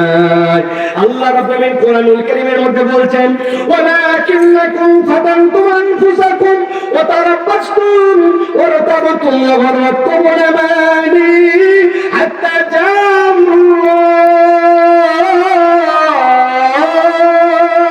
অপেক্ষা করতে যে মৃত্যু চলে আসছে, কখন যে কবরে চলে যেতে হয়েছে বান্দা বোঝে না। আল্লাহ বলছেন আজকের থেকে নিয়ত করো, শুনলাম আর মানলাম, আজকের থেকে আর বলবো না, অপেক্ষা করাবো, এই কথা আমার জীবনে আর থাকবে না। রাজি আছেন? 3 নম্বর আল্লাহ বলছেন, 3 নম্বর কারণ কি? এবার বলতে শুরু করবে ঈমানদারও অর্থাবতুন, এই মুনাফিকের দল আমাদের আলো আর তোমাদের আলো নাই। আজকে যে আলো চাচ্ছিলে পর্দা পড়ে গেল, আবার জিজ্ঞাসা করছো চিনো কিনা। চিনি, আলো দিতে পারি না। কারণ কি জানো নাকি? আলো দিতে না পারার কারণ হচ্ছে তোমাদের দুনিয়ার বুকে অপরাধ ছিল অর্থাবতুন, তোমরা আল্লাহর বিধানে সন্দেহ করতে। মুখ বন্ধ রাখা যাবে না, প্রস্তুতি নিয়ে রাখেন উত্তর দেওয়ার জন্য। আমরা যারা এখানে আছি, আমরা কি আল্লাহ কোন বিধানকে অস্বীকার করি? ভাই, ঈমানের প্রসঙ্গ কিন্তু ভালো করে বলতেছি আপনাদের কাছে, প্রস্তুতি নেন, আবার প্রশ্ন করবো, উত্তর দেন। আমরা যারা এখানে আছি, আল্লাহর কোন বিধানকে কি আমরা অস্বীকার করি? অস্বীকার করি? জোরে করে বলাইছি এমনি না, বলছি তো করি না। এবার একটু হিসাব মিলাবো, আল্লাহর বিধান অস্বীকার করি কি করি না, মিলাবো। এবার আপনাদের এলাকায় বিয়ে শাদী হয়, আমার কবুল বিয়ের মধ্যে আপনার জন্য খরচ, আপনার জন্য আপনার জন্য তাদের জন্য দেন মোহর দিয়ে দাও, আপনার জন্য দায়িত্ব। আর আল্লাহর নবী বলেছেন আউলি মালাও বেশাদিন, সুযোগ থাকলে তুমি ছেলের বাড়িতে নিয়ে এসে তার জন্য একটা অলিমা করো। ইসলামের বিয়ে ইজাবার কবুল, দেন মোহর আর অলিমা, এই যে ইসলামের বিয়ে শেষ। কিন্তু আপনার এলাকার বিয়ে কি এতেই শেষ? 3 দিন আগের থেকে হলুদ সন্ধ্যা, এরপরে মেহেদি সন্ধ্যা, এরপরে গানের সন্ধ্যা, 7 দিন আগের থেকে কিসের আপনার এই স্বরলিপি মাইক এগুলো খাওয়া নাই। সবচেয়ে ভালো ডেক 2টা নিয়ে আসে, নিয়ে আসার পরে বিয়ে বাড়িতে দৃষ্টি দৃষ্টি দৃষ্টি দৃষ্টি দৃষ্টি দৃষ্টি দৃষ্টি দৃষ্টি দৃষ্টি দৃষ্টি আসে না, গান বাজনা আসে না, এমন গান বাজনা খেলায় অস্থির। ওই বাড়ির মুরব্বী একটা মসজিদে নামাজ আসছে, বলছে হাজী সাহেব আপনার বাড়িতে এত মিউজিক এত গান। মানুষের বিয়ের জীবনে একবারই হয়, 2টা দিনই তো একটু মানে নাও। বাচ্চা কাচ্চাদের আনন্দ একটু করতে হয়। বাবা দোয়া করো মেয়েটার জন্য ভবিষ্যৎ ভালো আছে না। আপনি এই যে বললেন 2টা দিনই তো বাচ্চা কাচ্চাকে একটু আনন্দ করতে দিতে হয়, এটাতে আপনি কি বলছেন আপনি জানেন না। আপনি বুঝাইছেন ইসলামের অলিমা, ইসলামের বিয়ের যতটুকু আনন্দ, এইটা দ্বারা ইসলাম আপনাকে পূর্ণতা দিতে পারে নাই। আপনার বিয়ের জন্য গান লাগে, বাজনা লাগে, হারাম লাগে, এইটা বলার দ্বারা মূলত আপনি আল্লাহর বিধানকে প্রকারান্তরে সন্দেহ করেছে। আছে না? আল্লাহ বলেন ওই মানুষগুলোর জন্য কিয়ামতের দিনে বিপদ হবে, বড় বেশি বিপদ হবে। কিয়ামতের দিনে যাওয়ার পরে আল্লাহ তাদেরকে ওই সন্দেহবাদীদের তালিকায় মুনাফিকের দপ্তরে উঠাবেন। দাঁড়িয়ে যদি বলে হাজী সাহেব, কিন্তু ওই দিন আল্লাহর কাছে মুনাফিকের দপ্তরিতে উঠতে পারে। আপনাদেরকে কিছু লাগবে সম্মান নেই, কষ্ট করে আসছে ওনার কাছে, আপনারা জিজ্ঞাসা করেন, জামাইয়ের কাছে জিজ্ঞাসা করেন। জামাই বলছে আপনাদের মান সম্মান নাই, হাজী সাহেব আল্লাহ কোনো কিছু কম দেয় নাই, কিচ্ছু লাগবে না আমাদের ছেলের। তবে আপনাদের মেয়েকে বিয়ে দেওয়ার পর তো ঢাকায় নিয়ে যাবে, বড় একটা টিভি যদি দেন আপনাদের মেয়ে দেখবে, বড় একটা ফ্রিজ যদি দেন আমাদের লাগবে নাকি? আমরা এখানকার চুরাগের মাছ টাছ ধরে দিব, আপনার মেয়ে ছোট ছোট মাছ খাবেন, রান্নার ঝামেলা কমে যাবে। আর আমার একজনের যদি একটা মোটরসাইকেল দেন আপনার মেয়েকে নিয়ে ঘুরবে, আমাদের দরকার নাই। বলছে আপনাদের মতো ভালো মানুষই হয় না, কোন চাহিদাই না। কৌশলে আপনি কি খেলেন? নাম দিচ্ছেন যৌতুক, কিন্তু আসলে আপনি যৌতুক খান নাই, আপনি আপনার পেটের মধ্যে আগুন খাইছেন। আমার উস্তাদ আব্দুল্লাহ জাহাঙ্গীর রাহিমাহুল্লাহ বলতেন, কোন মানুষ যদি শুয়োরের গু, কি শুয়োরের গু গাওয়া ঘিয়ের মধ্যে ভাজে গরম ভাত দিয়ে খাইয়ে ফেলছে, কিন্তু খাইয়ে ফেলতে কথার কথা, পরের দিন সকালে মনে হয়েছিল এত অপরাধ করলাম, আল্লাহ তুমি আমাকে মাফ করে দাও, জীবনে কোনোদিন আমি শুয়োরের কিছু খাবো না। আল্লাহ তৎক্ষণাৎ তাকে মাফ করে দিবে। কিন্তু আপনি যদি ওই যৌতুক খান, আপনি কি কি করছেন জানেন নাকি? আল্লাহর হুকুম অমান্য করছেন, নবীর তরিকাকে পছন্দ হয় না, মেয়ের পিতার উপরে জুলুম করছেন, আবার জুলুম করে সম্পদ আপনার বাড়িতে উপভোগ করছেন। আপনি যতক্ষণ পর্যন্ত এই সম্পদ ফেরত দিবেন না, আপনি আল্লাহর কাছে তওবা করবেন না, ওই ব্যক্তির কাছে যে ক্ষমা না চাবেন, ততক্ষণ পর্যন্ত বান্দার হক নষ্টের গুনাহ মাফ হবে না। ঠিক না? এরকম লোক আছে কিনা সমাজে? আছে কিনা? আল্লাহর বিধান বলে দে মানে কিন্তু প্রকারান্তরে সন্দেহ করে, আছে কিনা? আপনাদের এলাকায় দাদনের ব্যবসা হয়, সুদের ব্যবসা হয়, এত বড় দাড়িওয়ালা টুপিওয়ালা হাজী সাহেবের মতো ভাবলে ঘুরে বেড়ায় কিন্তু দাদনে টাকা লাগায়, আছে কিনা? এখানে এক্সপোর্ট ইম্পোর্ট ব্যাংকের কারবার সবকিছু সুদ চলে। এত আর ওই 1450 বছরের পৃথিবী না, এখন সুদ ছাড়া চলে না। হাজী সাহেবের মতো যুদ্ধ করে ঘুরে বেড়ায়, এরকম লোকের কোন দাদনে টাকা কাটায়, আছে কিনা? বলছে ভাই আপনি নাকি টাকা পয়সা খাওয়ার দেন, 1000 টাকা দেন তো। বললাম হাতে টাকা নাই সব। আবার যাই ধরতে বাবা 1000 টাকা, টাকা নাই বলতে কি বারবার ডিস্টার্ব করে। আপনি মনে করছেন যে আমি এমনি নিব নাকি? আজকে হচ্ছে শনিবার, আগামী মঙ্গলবারে 1000 টাকা দিলে 1250 টাকা ব্যাক করবো আপনাকে। দেখুন কোথাকার মানুষের হাতে টাকা থাকে নাকি? বাড়ির চল। বাড়িতে নিয়ে চলে গেছে, বাড়িতে যাওয়ার পর 1000 টাকা বের করে দিয়েছে। 1000 টাকা বের করে আবার বলছে লাগলে আরো বল। চাষি কিন্তু এই ব্যবসা করে, তবে যা করবি তাড়াতাড়ি কর, ছোট দিনের বেলা মাগরিবের নামাজ কিন্তু আমার জামাতে ধরবো। আসরের নামাজ পড়েছে সুদে টাকা লাগায়া, আবার মাগরিবের নামাজ ধরতে যায়। এইরকম মুনাফিক মার্কা মুসলমান আছে কিনা? আমার আল্লাহ বলছেন ওয়ারতাবতুম, তোমার এই ভক্কর চক্কর দাড়ি টুপি এইগুলা কাজ দিবে না। তোমার আল্লাহর বিধানকে অস্বীকার করার এই ভাউতাবাদের জন্য ওই দিন কিন্তু মুনাফিকের দপ্তরে নাম উঠবে। আর একটা পয়েন্ট আছে বড় ভয়াবহ, বলবো। ঝামেলা যদি হয়, কি বললেন? ঝামেলা যদি হয়, কুকুরের পিঠের উপর আসেন টায়ার পাংচার হলে আপনারা দৌড় দেন। যাই হোক, টেনশন করে বলতেছি না, কথা সত্য, ভালো করে খেয়াল করেন। নামাজের ইসলাম এক দলের পছন্দ, রোজার ইসলাম ওরে বাবারে বাবা, মাঝে মাঝে উমরার ইসলাম পছন্দ। কিন্তু উনাকে যদি বলেন ইসলাম তো চোরের জন্য চুরির বিধান দিয়েছে, ইসলাম তো তার প্যানাল কোড প্রতিষ্ঠিত করছে, কোন মেয়েকে যদি জেনা করা হয় তার শাস্তি ইসলাম দিয়েছে, ইসলামের তো আইন আছে, কেউ যদি চুরি করে ডাকাতি করে তাহলে তার জন্য কি শাস্তি হবে। আসেন না আমাদের সমাজটা আল্লাহর আইন দিয়ে হোক। সাথে সাথে বলবে রাখুন, এতক্ষণ মনে করছে আপনি কোন দল করেন না, আপনিও তো দলের লোক। আসেন ও ভাই, ভালো করে বোঝেন কোন বিধান প্রতিষ্ঠিত হবে হবে না, কবে হবে কবে হবে না, এইটা আমাদের কনসার্ন নয়। কিন্তু আপনাকে বিশ্বাস করতে হবে আল্লাহর বিধানের উপরে কোনো বিধান নাই। এইটা বিশ্বাস না করলে আপনার ঈমান হয় না, হয় না, হয় না। আল্লাহ রাব্বুল আলামিন বলছেন তাহলে তোমাদের 3 নম্বর অপরাধ, তোমরা বুঝে না বুঝে আল্লাহর বিধানের উপরে কথা দাও, আল্লাহর বিধানকে সন্দেহের তালিকায় নিয়ে যাও। আল্লাহ বলছেন অপরাধের কারণে তোমাদের অবস্থা খারাপ হতে পারে। 4 নম্বর সর্বশেষ, আজকের আলোচনা শেষের দিকে খেয়াল করেন। আল্লাহ বলছেন 4 নম্বর, ওয়াগররাকুমুল আমানি হাত্তা জাআ আমরুল্লাহ ওয়াগররাকুম বিল্লাহিল গরুর। আল্লাহ বলছেন আর এদের মধ্যে এক শ্রেণীর অবস্থা এমন ছিল, শয়তান তাদের চোখের মধ্যে এমন ভাবে রং এঁকে দিয়েছিল, আল্লাহ থেকে এমন ভাবে গাফেল করে দিয়েছিল, আল্লাহ থেকে দূরে সরে যাওয়ার কারণে ওরা আল্লাহর বিধানে উল্টা সমস্যা খুঁজে পেত। আসলে আল্লাহর বিধানে কোনো সমস্যা ছিল না, কিন্তু অজুহাত দিয়ে দিয়ে তারা আল্লাহর বিধান থেকে দূরে যেত। এর কারণ দুনিয়াদার হয়ে গেছে, শয়তান তার চোখের মধ্যে একটা ভাওতাবাজির একটা পর্দা ফেলে দিয়েছিল। আল্লাহর বিধানের সমস্যা নাই, সমস্যা তার চোখে আর অন্তরে। ঠিক না? একটা উদাহরণ দেব আপনাদের জন্য, গভীর মনোযোগ দেন।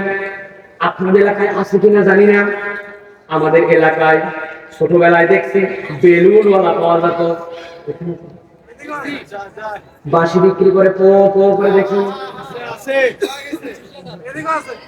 ওই বেলুনওয়ালার কাছে ছোটবেলায় একজনের চশমা পাওয়া যেত, এটা আমার বগুড়ার লোক। আমার দাদা বাড়ি এলাকার লোক। ওই চশমাটা ছিল কাগজের ফ্রেম, সামনে লাল নীল রং, পিছনে একটা প্লাস্টিক দেওয়া, 2 টাকা দাম। দেখছেন মিলে গেছে গো। 2 টাকা দিয়ে আমি একটা চশমা কিনছি, ভালো করে বলেন শেষ কথা। চশমা কেনার পরে চোখের মধ্যে দিয়ে লাগাইছি ঈদের দিন। ঢাকায় সামনে দেখি আসমান লাল, বাড়িতে এসে দেখি আব্বা লাল, আম্মা লাল, ভাত লাল, পোলাও লাল। অনেকক্ষণ ধরে লাল চশমার আনন্দ আমার শেষ। এরপরে মনে হয়েছে কি করা যায়। আম্মার থেকে আবার 2 টাকা নিয়েছি, নিয়ে যাওয়ার পরে এবার একটা কিনছে হলুদ চশমা। লাল চশমা খুলে ফেলে এবার পড়ছে হলুদ চশমা। হলুদ চশমা থেকে উড়ে বাবারে, আসমান হলুদ, আম্মা হলুদ, আব্বা হলুদ, ভাত হলুদ, লবণ হলুদ, পায়েস হলুদ। বুঝে থাকলে বলেন, বুঝে থাকলে বলেন, বুঝে থাকলে বলেন, আমার আব্বা কি লাল, আমার আম্মা কি হলো, আমার ভাত কি হলো, আমার লবণ কি লাল? না রে ভাই না, ভাত ভাতের কালারে আছে, বাপ মা বাপের মায়ের কালারে আছে। আমার চোখের চশমাটা লাল অথবা হলো। আমার আল্লাহ রাব্বুল বলছেন ওই মানুষগুলো আল্লাহ দিক থেকে এমন গাফেল হয়ে গেছে। আল্লাহ বলছেন ওয়াগররাকুমুল আমানি হাত্তা জাআমরুল্লাহ ওয়াগররাকুম বিল্লাহিল গরুর। আল্লাহর বিধানে সমস্যা নাই, সমস্যা নাই। শয়তান তার চোখের মধ্যে এমন চশমা লাগাইছে, ও আল্লাহর বিধানে সমস্যা দেখতে পায়, আসল সমস্যা হচ্ছে তার চোখ আর অন্তরে। ঠিক না? সমস্যা চোখ আর অন্তরে। এই জন্য আল্লাহর বিধান তার ভালো লাগে না, অজুহাত বারবার তার সামনে আছে। ঠিক হবে কেমন করে এই চোখ আর অন্তর? ওই প্রথম আয়াত এমনি এমনি বলে আছে নাই, ইয়া আইয়ুহান নাস قد جاءتكم موعظة من ربكم وشفاء لما في الصدور وهدى ورحمة للمؤمنين।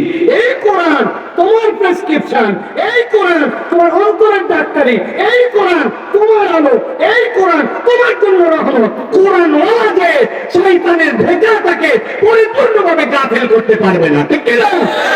তাহলে কি আমরা কোরআনের সাথে থাকতে রাজি আছি? হাত তুলে দেখাও, রাজি আছি? লিল্লাহি তাকবীর। আমাদের মানুষ এখনো ঘুমাই নাই। লিল্লাহি তাকবীর। হাত নামান। আমরা তাহলে কোরআনের পক্ষে থাকতে রাজি, ঠিক তো? আল্লাহ আমাদেরকে কবুল করুন প্রিয় ভাইরা। 2টা প্রসঙ্গ আর 2টা প্রশ্ন আছে, এরপরে দোয়া আছে। সব মিলাই লাগবে 7 মিনিট। আছেন? আছেন? ভালো করে না থামেন, বহুত খেলা আছে। আমি যতক্ষণ বলছি এতক্ষণ অনেকে 3 ঘন্টা বলবে। ভালো করে খেয়াল করেন প্রিয় ভাইরা। যুবকরা বলেন আমাদের কাছে অপরাধ জীবনে আমাদের, কোরআন শুনলাম বুঝে ফেললাম আমাদের জীবনে তো সব অপরাধে আছে। এমন কোন আমল কি আমাদের আছে চলতে ফিরতে যে আমাদের গুনাহগুলো আমাদের জীবন থেকে মুক্ত হয়ে যাবে? নবী করিম সাল্লাল্লাহু আলাইহি ওয়াসাল্লাম অভিনব 3টা আমলের কথা বলেছেন। 3 আমলে বান্দার জীবনের যত সগীরা গুনাহ, ইমাম নবী বলতেছেন সেটা যদি সাগরের সমান হয় সব আল্লাহ মুছে দিবেন। সুবহানাল্লাহ।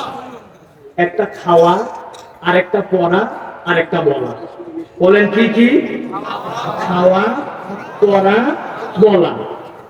আমরা খাই না এরকম কেউ নাই, আমাদের জামা কাপড় পরি নাই সমাজে এরকম কেউ নাই, আর জবান তো আল্লাহ দিয়েছেন। নবী বলছেন 3টা আমল।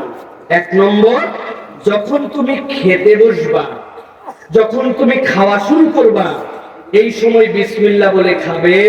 আর খাওয়াটা যখন শেষ হয়ে যাবে তখন একটা আমল মিস করবে না। আল্লাহর কাছে বলবে আলহামদুলিল্লাহিল্লাযী আত'আমানি হাযা আত-তুআমা। হে আল্লাহ, প্রশংসা করছি তার যিনি আমাকে এই খাদ্য খাওয়ালেন, ওয়া রাযাকানি, আর যিনি আমার জন্য রিজিক দিলেন, মিন গায়রি হাওলিন মিন্নি ওয়ালা কুওয়া। এই রিজিক পাওয়ার কোন শক্তি সামর্থ্য আমার ছিল না, যেই রব খাওয়ালেন, যেই রব আমাকে রিজিক দিলেন। আল্লাহর কোন বান্দা যদি এইটা বলে, আল্লাহ তার অতীতের গুনাহ সব মাফ করে দিবেন। সুবহানাল্লাহ। তাহলে যখন খাবো তখন এই দোয়া করবো, আলহামদুলিল্লাহিল্লাযী আত'আমানি হাযা তুআমা ওয়া রাযাকানিহি মিন গায়রি হাওলিন মিন্নি ওয়ালা কুওয়া। মুখস্থ করে ফেলবো এটা প্রিয় ভাইরা। 2 নম্বর পড়া, কাপড় তো পরি, শার্টটা পরি, গেঞ্জিটা পরি, ঠান্ডা লাগতেছে সোয়েটারটা পরি, মাফলারটা দে, চাদরটা দে। নবী বলছেন একটা আমল তোমাকে শিখাই দে, তুমি যখনই কোনো কাপড় পরবে, টুপিটা মাথায় দিচ্ছ, টুপিটা এখানে ছিল, হাতে নিছো, দিয়ে দোয়া করবে আলহামদুলিল্লাহিল্লাযী কাসানি হাযা। ওই রবের প্রশংসা যিনি আমাকে এটা পড়ার তৌফিক দিলেন, ওয়ারাযাকানি, আর এইটা আমাকে রিজিক হিসাবে দিয়েছেন। এইটা কেনা, এটা ম্যানেজ করা, এইটা কেনার মতো চাকরি করা, এইটা কেনার মতো সামর্থ্য দেওয়া, যেই রব আমাকে রিজিক দিলেন, মিন গায়রি হাওলিন মিন্নি ওয়ালা কুওয়া, আমার কোনো শক্তি ছিল না। আল্লাহ, বিশ্বাস করো আল্লাহ, এই 2টা আঙ্গুল যদি আমার গাডার দিয়ে আটকায় দিতে, তাহলে আমার শার্ট পরা, আমার সই করা বিরাট কঠিন ছিল। এই 2টা আঙ্গুল খালি একটু বান্ধে দিয়া 15 মিনিট ঘুরে দেখবেন ভাতটা খাবেন কেমনে, বদলা দিয়ে শুষবেন কেমনে, আর আপনি কলম দিয়ে সই করবেন কেমনে, আর হাতটা ঢুকাবেন কেমনে, একটু ভাইবে দেখেন। আল্লাহ, মিন গায়রি হাওলিন মিন্নি ওয়ালা কুওয়া, তুমি আমাকে যে পোশাক পরালে, রব্বুল আলামিন আমার তৌফিক ছিল না। নবী বলছেন এই দোয়া করলে ওই পোশাক পরার আগ পর্যন্ত তার যত গুনাহ আল্লাহ সব মাফ করে দিবেন। 2 আমল, খাওয়া, পড়া, বলা। নবী করিম সাল্লাল্লাহু আলাইহি ওয়াসাল্লাম বলেন সহিহ বুখারী হাদিসের মধ্যে, তোমাদের জন্য 2টা কালেমা শিখাই দেই, এটা বলতেই থাকবে, সুবহানাল্লাহি ওয়া বিহামদিহি, বলেন সুবহানাল্লাহি ওয়া বিহামদিহি, সুবহানাল্লাহি ওয়া বিহামদিহি, সুবহানাল্লাহি ওয়া বিহামদিহি। কেউ যদি দিনের বেলা 100 বার বলে, সমুদ্রের ফেনা পরিমাণ তার সগীরা গুনাহ থাকলে আল্লাহ মাফ করে দিবেন। কঠিন, খাওয়া লাগে, পড়া লাগে, বলা লাগে, 3টা আমল শিখবো, আমার সগীরা গুনাহ মাফ হতে থাকবে। আর কবিরা গুনাহ যদি করে থাকি, আল্লাহর কাছে তওবা করব, বান্দার হক নষ্ট, তার কাছে ফেরত দিয়ে ক্ষমা চাবো। আল্লাহ বান্দাকে জাহান্নামে দেওয়ার জন্য সৃষ্টি করেন নাই, বান্দাকে জান্নাতে নেওয়ার জন্য সৃষ্টি করতেন। সুবহানাল্লাহ। পারবো না ভাই এটা ইনশাআল্লাহ? এটা হলো একটা। 2 নম্বর, আমার তরুণরা, আমার যুবকরা, আমরা সফল হতে চাই, তাই না ভাই? আমরা আমাদের যে কোনো সামনে পরীক্ষা থাকে, এগুলো আমরা পাস করতে চাই, আমরা আমার জীবনটাকে সাফল্যমণ্ডিত করতে চাই। হুজুর একটু বলে দিবেন কিভাবে, কোন দোয়া করলে, কোন আমলে থাকলে আমি আমার জীবনটা সফলতার দিকে নিয়ে যেতে পারবো? আমি আপনার কাছে 3টা দিকের কথা বলবো, অনলি 3টা দিক, কোরআন হাদিস থেকে বলবো। 1 নম্বর, সূরা বনী ইসরাঈলের 80 নম্বর আয়াতটা আপনাকে মুখস্থ করতে হবে। কত কি মুখস্থ করলাম, এই আয়াত বুকের মধ্যে, পকেটের মধ্যে লিখে রেখে দিবেন, সুন্দর করে একটা কাগজের মধ্যে ভাঁজ করে ওযু অবস্থায় খুলে একটু পরে কয়েকদিনের মধ্যে শিখে নেবেন। আল্লাহর কাছে সফলতার 1 নম্বর দোয়া, যে দোয়া আমরা করি না, রব্বি আদখিলনি মুদখালা সিদকিন ওয়া আখরিজনি মুখরাজা সিদকিন ওয়াজআলনি মিন লাদুনকা সুলতানান নাসীরা। সুবহানাল্লাহ। হে আল্লাহ, যেখানে কল্যাণ আছে ওই জায়গাতে আমাকে ঢুকাবেন। ঢুকানোর মালিক কে? শিখাচ্ছেন কে? দোয়া কবুল করবে কে? এই দোয়া মিস হবে? আল্লাহ দিচ্ছেন। আল্লাহ, রব্বি আদখিলনি মুদখালা সিদক, যে জায়গায় কল্যাণে সেখানে আমাকে নিবেন আপনি, তোমার কাছে ফরিয়াদ দিলাম। আখরিজনি মুখরাজা সিদকিন, আল্লাহ যেখানে কল্যাণ ওখানের জন্য আমাকে বের করে দিবেন, মানে যতক্ষণ কল্যাণ আছে রাখবেন, কল্যাণ নাই বের করে দিবেন। আল্লাহ আপনার কাছে একটা ফরিয়াদ দিলাম, ওয়াজআলনি মিন লাদুনকা সুলতানান নাসীরা, আল্লাহ যেখানে আপনার অবশ্যম্ভাবী পাওয়ার আছে, আপনার ক্ষমতা আছে, কল্যাণ আছে, আল্লাহ ওইটা আপনি আমার নসিবে দিয়ে দিবেন। সুবহানাল্লাহ। আল্লাহ শিখিয়েছেন, পারবেন এটা মুখস্থ করতে?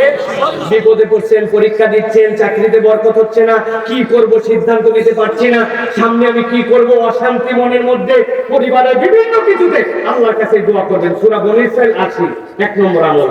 2 নম্বরে, একটা আল্লাহর নাম আছে ইয়া মুকাদ্দিমু, আপনি এটা বারবার বলবেন চলতে ফিরতে, ইয়া মুকাদ্দিমু ইয়া আল্লাহ, হে অগ্রগামীকারী, আপনি আমাকে অগ্রগামী করেন। আল্লাহর এই নামের ওসিলায় আল্লাহ আপনার যত বাধা বিপত্তি আল্লাহ দূর করে দিবেন ইনশাআল্লাহ। ওয়ালিল্লাহি আসমাউল হুসনা, আল্লাহর সুন্দর নাম আছে। আল্লাহ বলেন আমার নাম ধরে ডাকো, আমি তো এই নামই দিয়েছি ডাকার জন্য। তুমি রাজ্জাক বলে ডাকলে রাজ্জাকের ধনভান্ডার তোমার আসবে। আপনি বলছেন ইয়া মুকাদ্দিমু, আপনি না অগ্রগামীকারী, আমাকে অগ্রগামী করেন। সুবহানাল্লাহ। তিন নম্বরে একটা দোয়া আপনাকে শিখতে হবে। কঠিন কাজ সহজ করতে চায়, আমাদের কাজটা সহজ হচ্ছে না, কেন যে এরকম হচ্ছে, দেখতে পাচ্ছি হয়ে যাবে, পাওয়া জিনিসটা পেলাম না, হয় না? এই আমলটা আমাদের নাই। আল্লাহুম্মা লা সাহলা ইল্লা মা জাআলতাহু সাহলা। আল্লাহ, আপনি সহজ না করলে কোনো কিছুই সহজ না। কাকে বলতেছেন? আল্লাহুম্মা লা সাহলা ইল্লা মা জাআলতাহু সাহলা ওয়া আনতা তাজআলুল হাজনা ইযা শি'তা সাহলা। আল্লাহ, আমার যে দুশ্চিন্তা, চাইলে আপনি এক মুহূর্তে এগুলো দূর করে দিতে পারেন। সুবহানাল্লাহ। আল্লাহর কাছে বান্দা যখন এই দোয়া করে, আল্লাহ তার কঠিন কাজ সব সহজ করে দেন। সুবহানাল্লাহ। আর এই তিন দোয়া লাইফে এফেক্ট করতে হলে একটা অভ্যাসের মধ্যে থাকতে হবে, লাইফে ইহতিসাবের উপরে থাকতে হবে। যা ইচ্ছে তাই লাইফ নয়।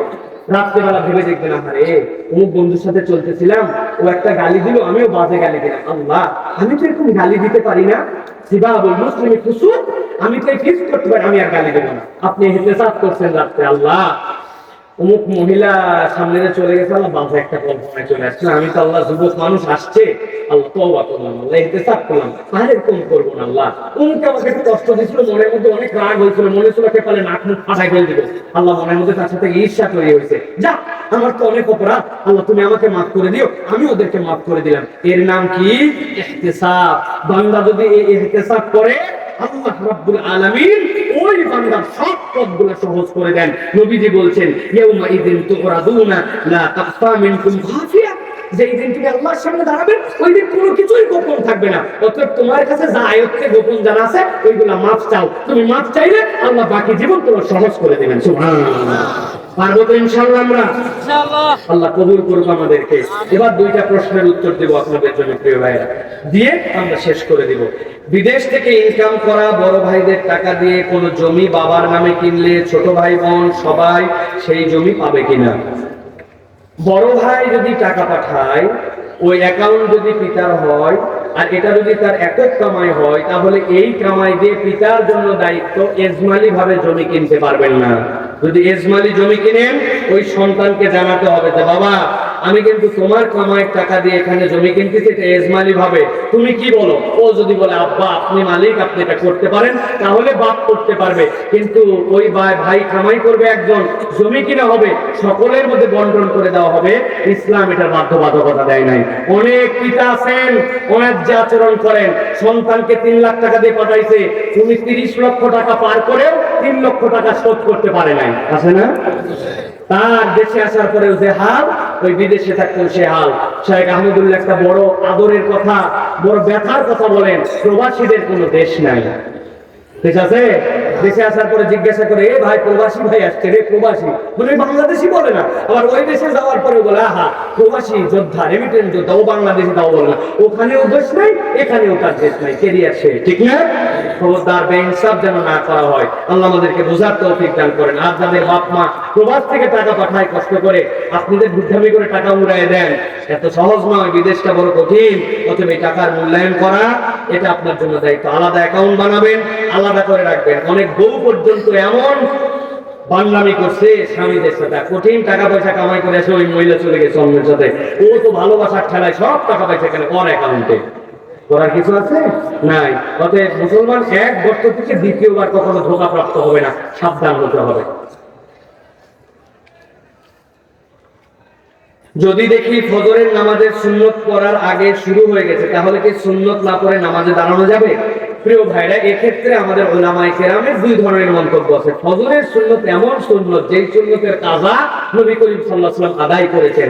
তাবেঈদের থেকে এরকম প্রমাণিত আছে, যারা সাহাবীদের আমল দেখেছেন, যে শেষ বৈঠক পাওয়ার এরকম সম্ভাবনা থাকলে অনেকেই সুন্নতটা আদায় করে জামাতে শরীক হয়েছেন। তবে অধিকাংশ মুহাদ্দিসিনে কেরাম বা যারা ফুকাহায়ে কেরাম, তারা বলেন যদি ফরজ শুরু হয়ে যায়, তাহলে ফরজের প্রায়োরিটিটাই সবচেয়ে বেশি হয়। আপনার সুযোগ আছে পরে আদায় করবেন। তাছাড়া যদি ফরজ শুরু হয়েছে আপনি সুন্নত করেন, তাহলে ফরজের গুরুত্বটা সেই জায়গায় কম দেখা যায়। এই জন্য আপনি শরীক হয়ে যাবেন ফজরের নামাজে, আপনি তাহলে আপনার নামাজের পরে পরবর্তীতে এটা আদায় করে নেবেন আপনি।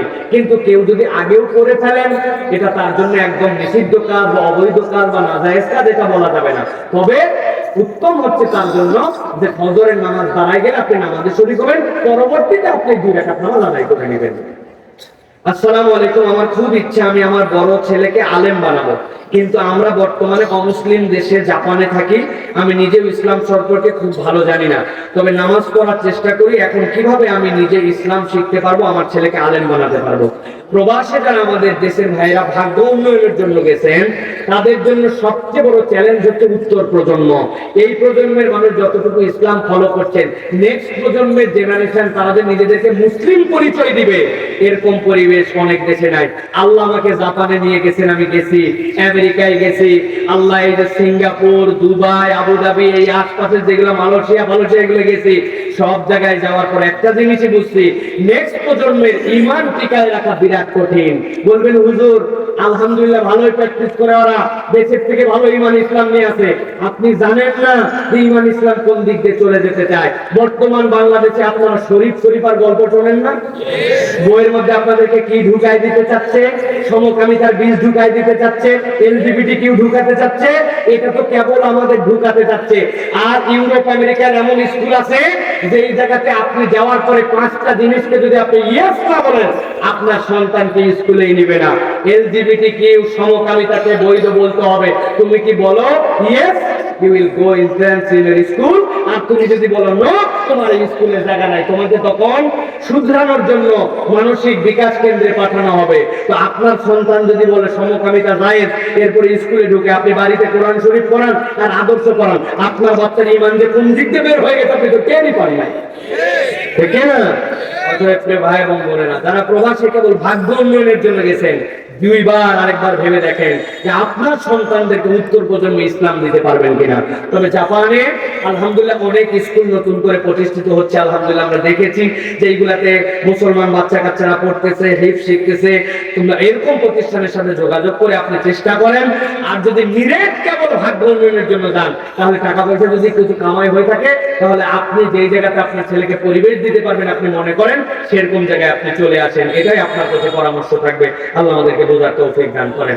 আসসালামু আলাইকুম, সময় স্বল্পতার কারণে আমরা অফিসে নামাজের জামাত আদায় করি, তাতে কি আমাদের মসজিদে নামাজের জামাতের সওয়াব হবে কি? প্রিয় ভাইরা, এটি একটা আমাদের কঠিন জিজ্ঞাসা। আমরা 4 জন বন্ধু একত্রিত হয়েছি, অতএব মনে করলে